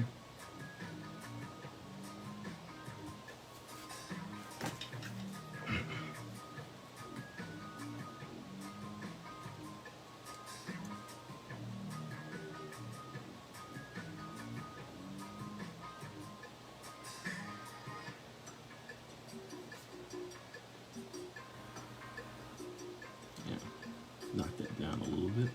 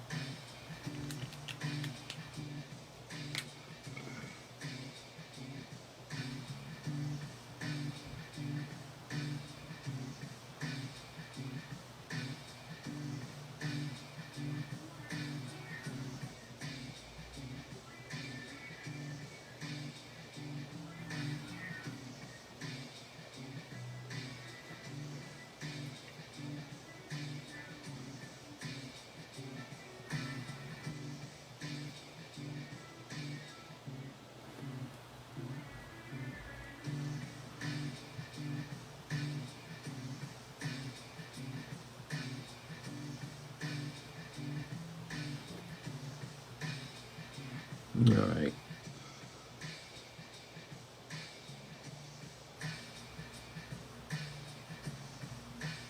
Okay, here we go.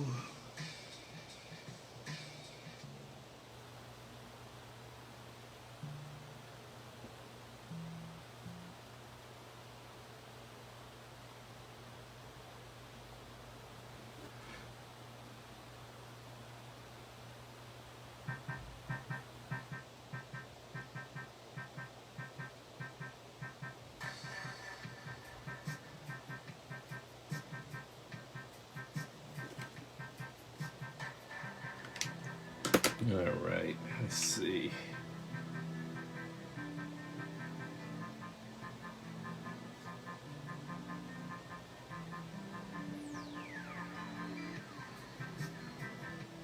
Yeah, it'd be kind of cool to see a new grandizer show, man. I don't understand why, I don't know, Naga or Nage, he owns the rights.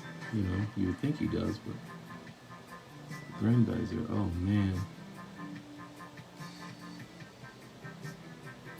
Yeah, tap a little bit Bit of of the lines right there. a little bit of texture, just a little bit.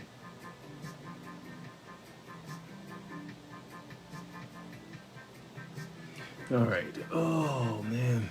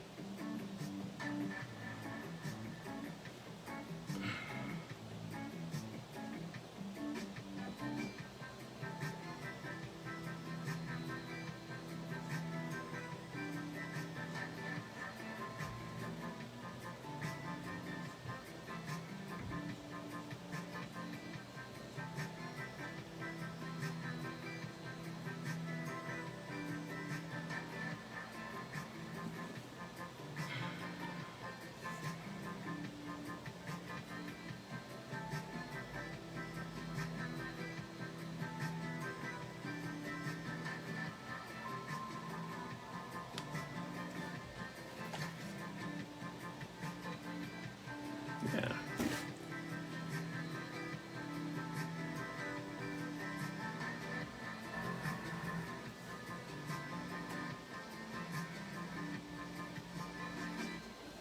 Darn it.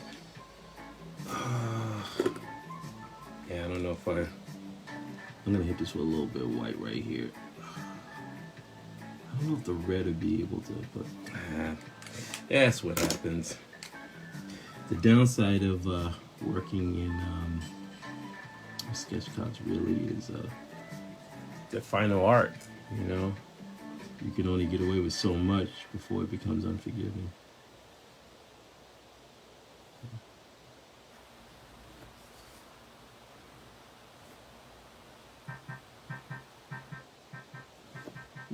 It's only the same one over.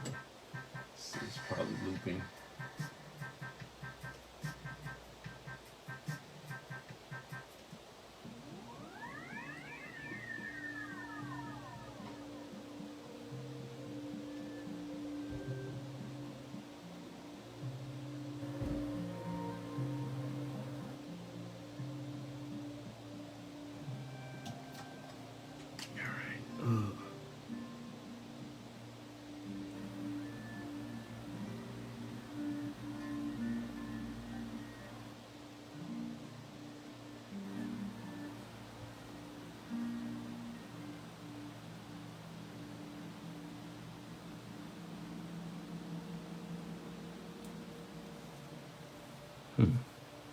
Okay, what is that he's holding? Oh, he's holding. Oh, I see.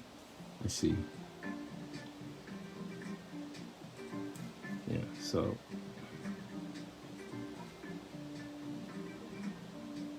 Always with a drink, kind of.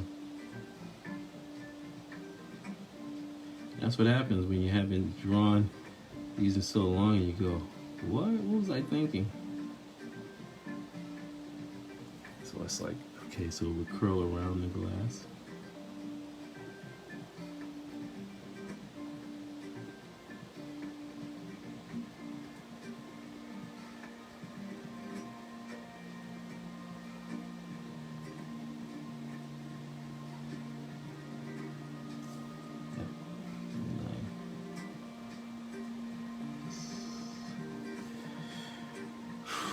Ooh, okay.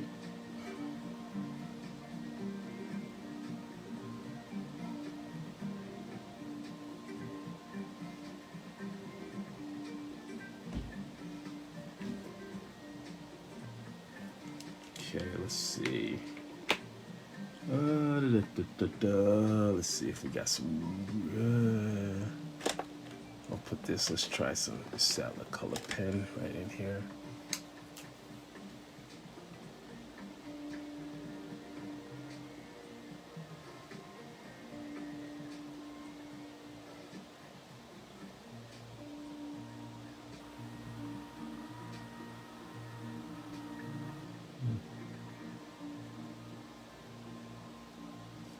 There you go. Nice wine in the glass. Wine in the glass. God, I remember when I had to draw regular stuff for in advertising.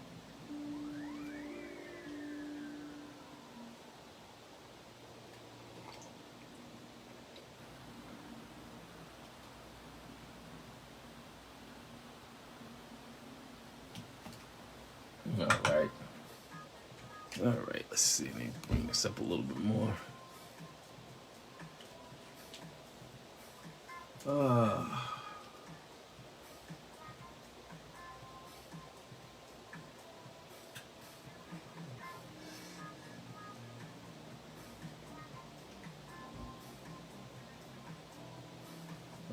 let's see. I'm gonna go back.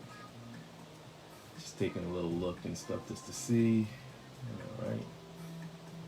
All right, time to get back to my page. Get back to some drawing. All right. All right. Yeah, back in my ad days and stuff, I had to draw kind of stuff. I remember doing some artwork for Dunkin' Donuts and what's the other one? I feel like I did some stuff for Wendy's. See, the thing about it is that when you're doing so much work for various clients and stuff, it all just kind of, you do lose track. You just kind of, it just all muddles together, So, yeah, I think I did stuff for Gillette. That was fun. Tide, Jiffy Lube. I had to learn how to draw stuff that, it wasn't heroic, it was just common things, food, vehicles. But it's funny because once you start drawing them, then it's kind of like you can do really cool things and stuff. And that was the thing, is like I was training myself just to be like, okay, these could be cool too. Like anytime I worked on gigs and whatever, I always was like, I want to give 200% of what I got. Regardless of what, I don't care. Instead of like pulling back and trying to,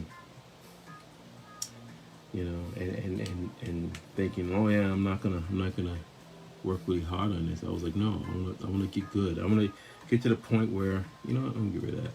I want to get to the point where I just kind of, that it becomes very natural to me, It's just like edit, if edits have to be done, I'm not gonna fight against having to do edits. I'm not gonna, not going to get really crazy or whatever. Oh yeah, I remember this was all right. So the theme here is pretty much Baron Ashler. Just she has the skull of Koji Kabuto, and she's finally they are finally taking their drink, their victory drink, pretty much.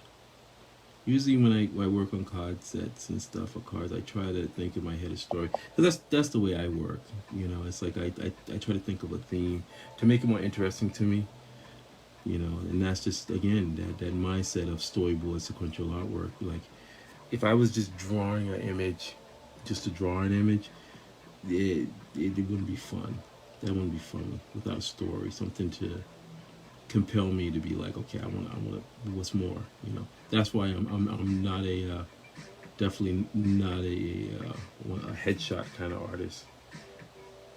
I love the storytelling. You know, I love thinking through the process. And no offense to anyone who draws, that draws heads and stuff like that. By the way, I just want to just note that.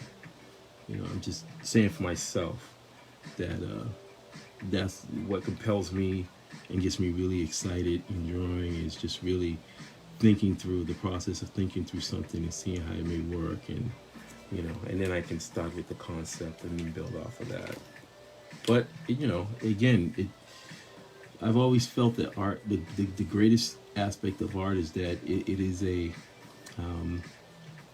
it is something that that has a flavor for everyone. You know, I like to use that term of flavor. You know, you may not like, one person may not like that flavor, but I'm sure you find somebody else who might, or a couple, or many more people who might like it. So, and I've always approached it that way. My artwork, I say, well, if people, somebody digs it, they dig it. You know, if they don't, it's, you know, it is what it is. I can't, you know, I can't control that. All I can do is just keep doing what I'm doing, and most likely I'll just keep on doing my art. You know, and that's always how I kind of looked at it.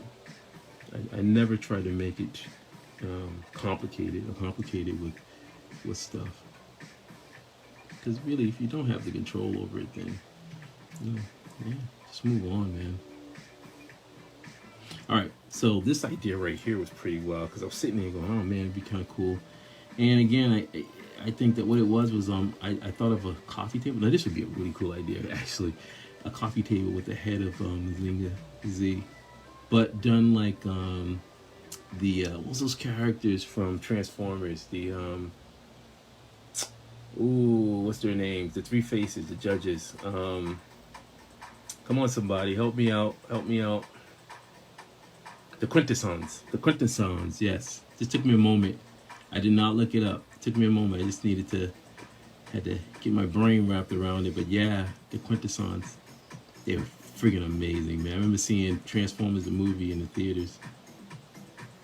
I was like, oh man, I'm gonna be this old dude. I mean, I was in my 20s, but still. It was mostly kids, I remember, but I didn't care. That movie was incredible. I remember they always was promoting the fact that it took 4 years in the making, and it's true. It's Sunbow, man. They put everything out there. That it was amazing, and it just a visual joy. And as somebody, again, like for me, working in animation, I have such a huge respect for 2D animation, you know, and the level of expertise that it takes. I try to do some, I try to do inking. I did some inking samples, and then just to try the animation, and it's hard. It's not easy, because to be an animator, it's almost like your brain has to be wired in a way to be able to see the process, you know, and you really got to be. I can't even stress, like, you really, to be an animator, you really want to be an animator, you know, because that's the only way I think you can get through, by doing what you do. Whereas I was in the mindset of, you know, I love concept. So for me, being a concept artist would have been really cool. And I did some concept stuff. But, you know, I love storyboards and I love sequential artwork a lot. Like a lot. So, you know, that's where my strength are. My strength is that, you know, it's not for the work in the process of being an animator, but more in the side of maybe concepting and then doing storyboards.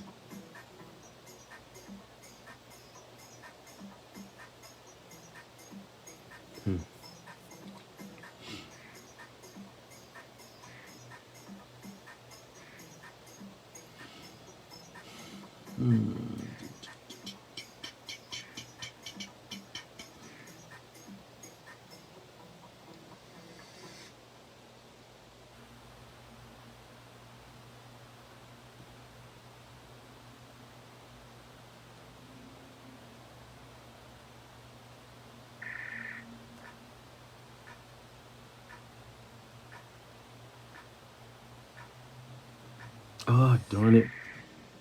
Oh, darn. That little accident there. It's okay. It's okay. That's that. I said that earlier. I said, man, sketch cards are not forgiving, man. Just a little boo boo.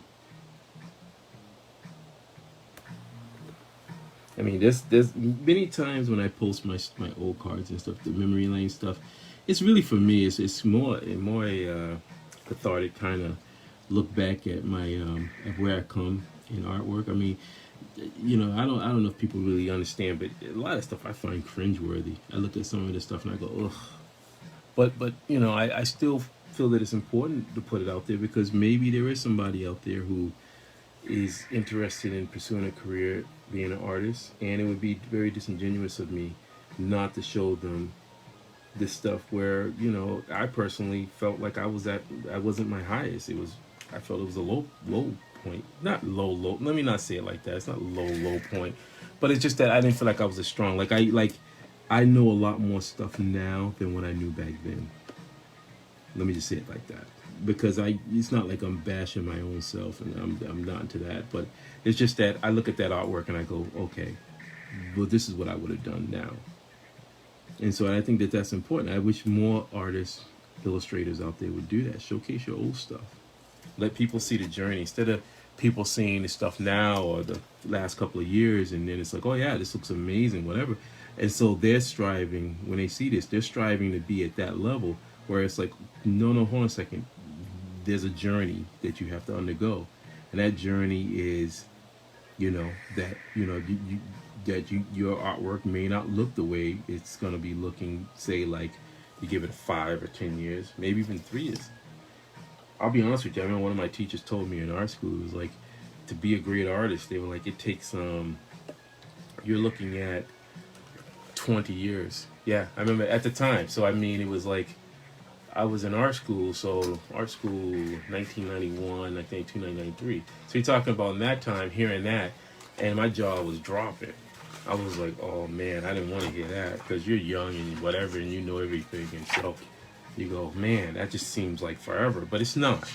That's the funny part, like 20 years. I mean, I tell people, I've been working in the industry, still working, so 30 plus years. I stopped even counting after the 30, so it's just really 30 plus. But I'm constantly learning new things. I'm constantly seeing stuff and picking up on stuff and learning. So, I know I've been in the business long enough to know the little tricks of the trade. But still, I still learn more stuff. So yeah, he was correct in saying that. So realistically, yeah, you're gonna have to spend some time. Some people are gifted in others, and they can pick up really quickly, and they can move much more faster ahead of the class. But for many of us, we had to go through the process, and still one where you're just learning. All right, so this character, her Mecca, I don't know if you guys can see it. So there you go, I'm drawing that character, Frankie B style. But the eyes are off, so, all right.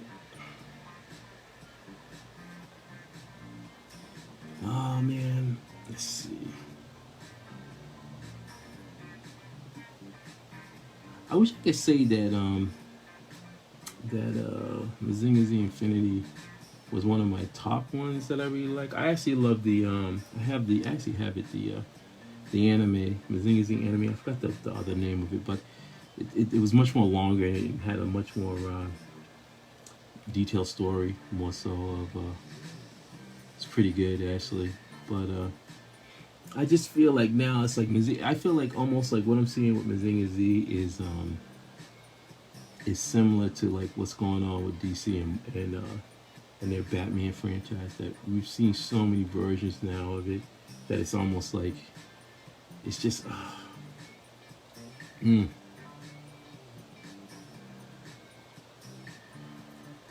it's just taxing. Like there's so many other cool stuff, characters. Excuse me.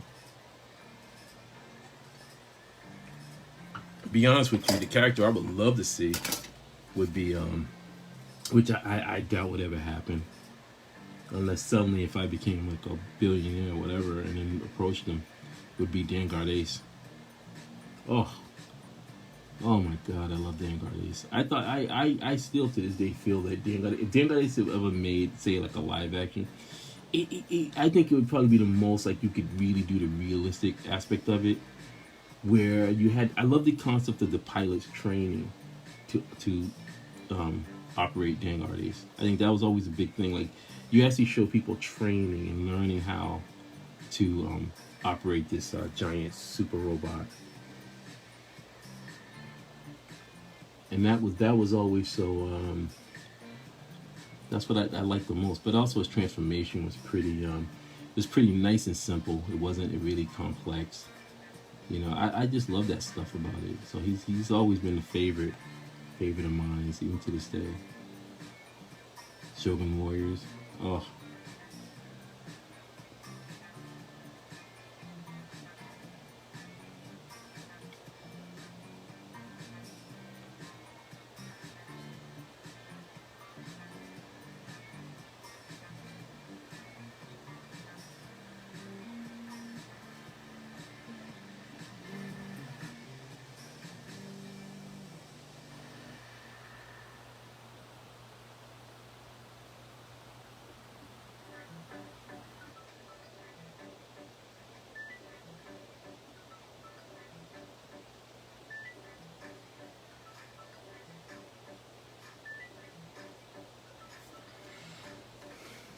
You guys see that? yeah.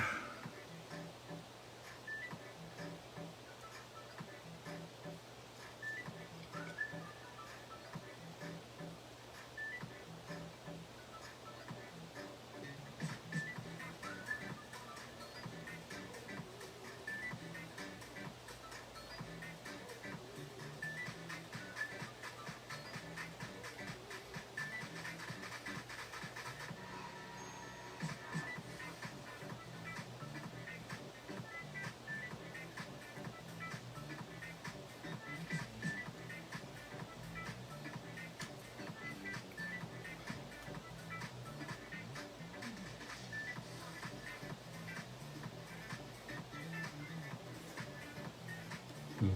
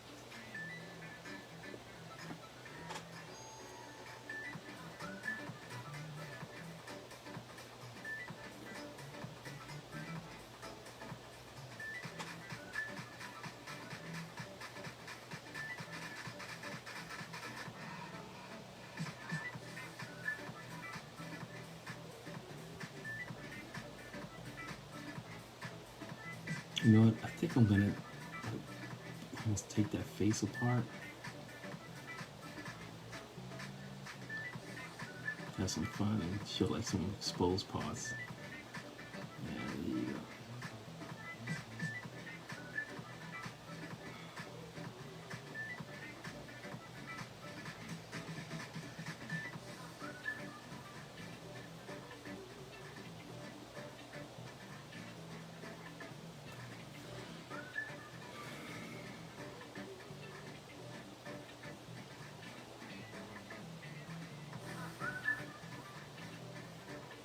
So I'm still debating whether or not just to blacken those eyes, so there's nothing there. Hmm.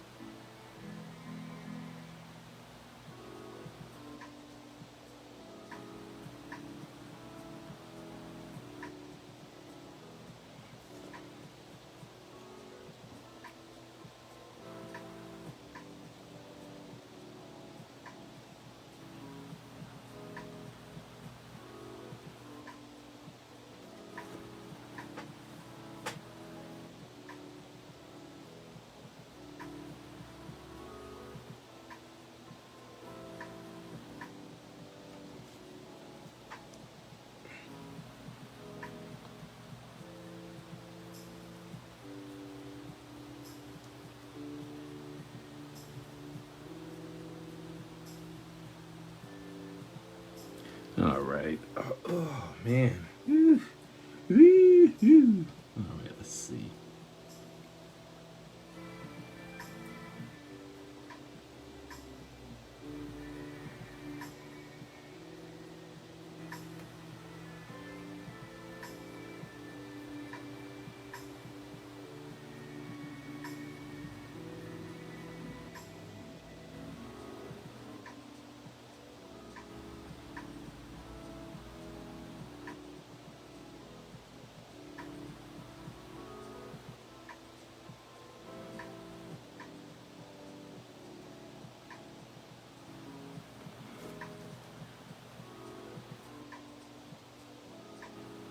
And draw little hints of like, plating and stuff like that.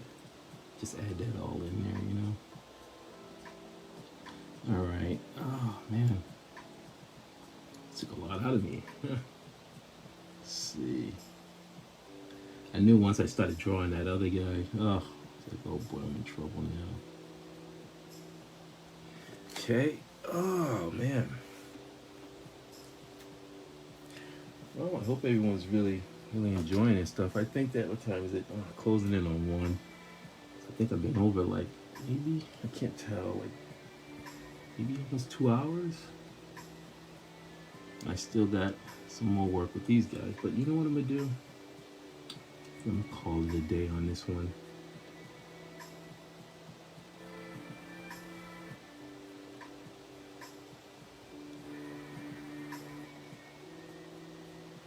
Expand that up a little bit, or cloak.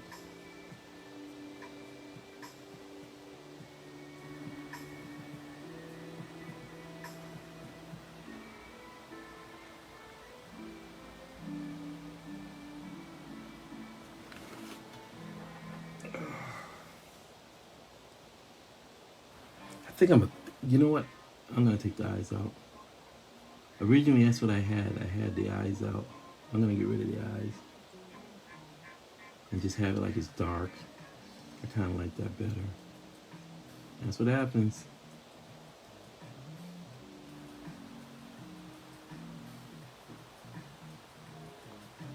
Look, I was like, ah. Yeah, I kind of like the fact that the eyes aren't like it's closed. Yeah, I like that much better.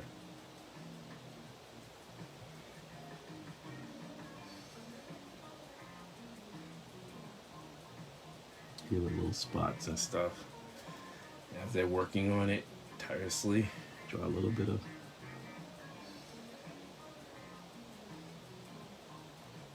couple of little sparks and stuff off. Line. It's a machine shop. All right.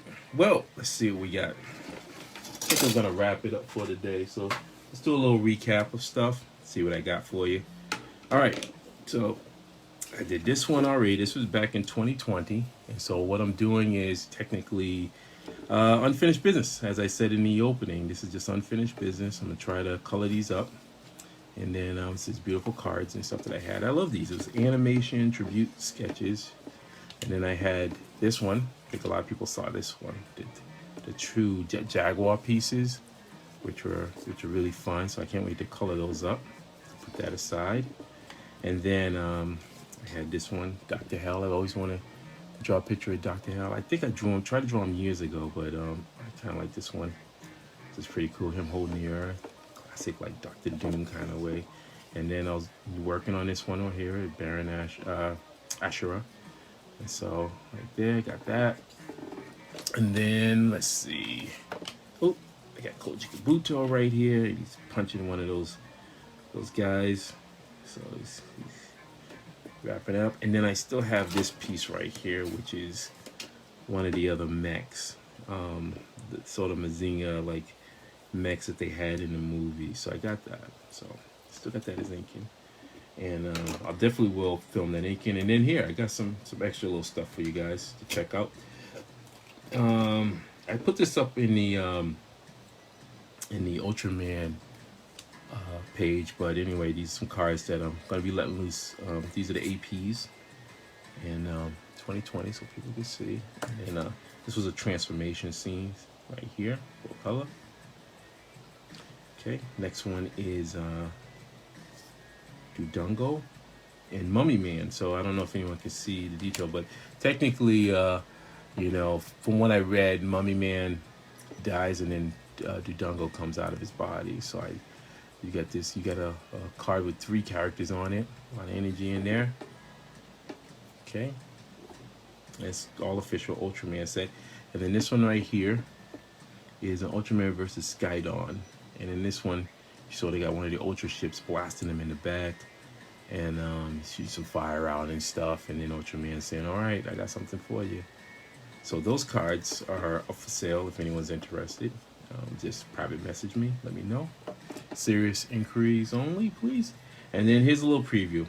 I haven't shown them just yet, but I got a chance to, before I started getting really into the comic book work, I got a chance to do the Ultraman 2 set.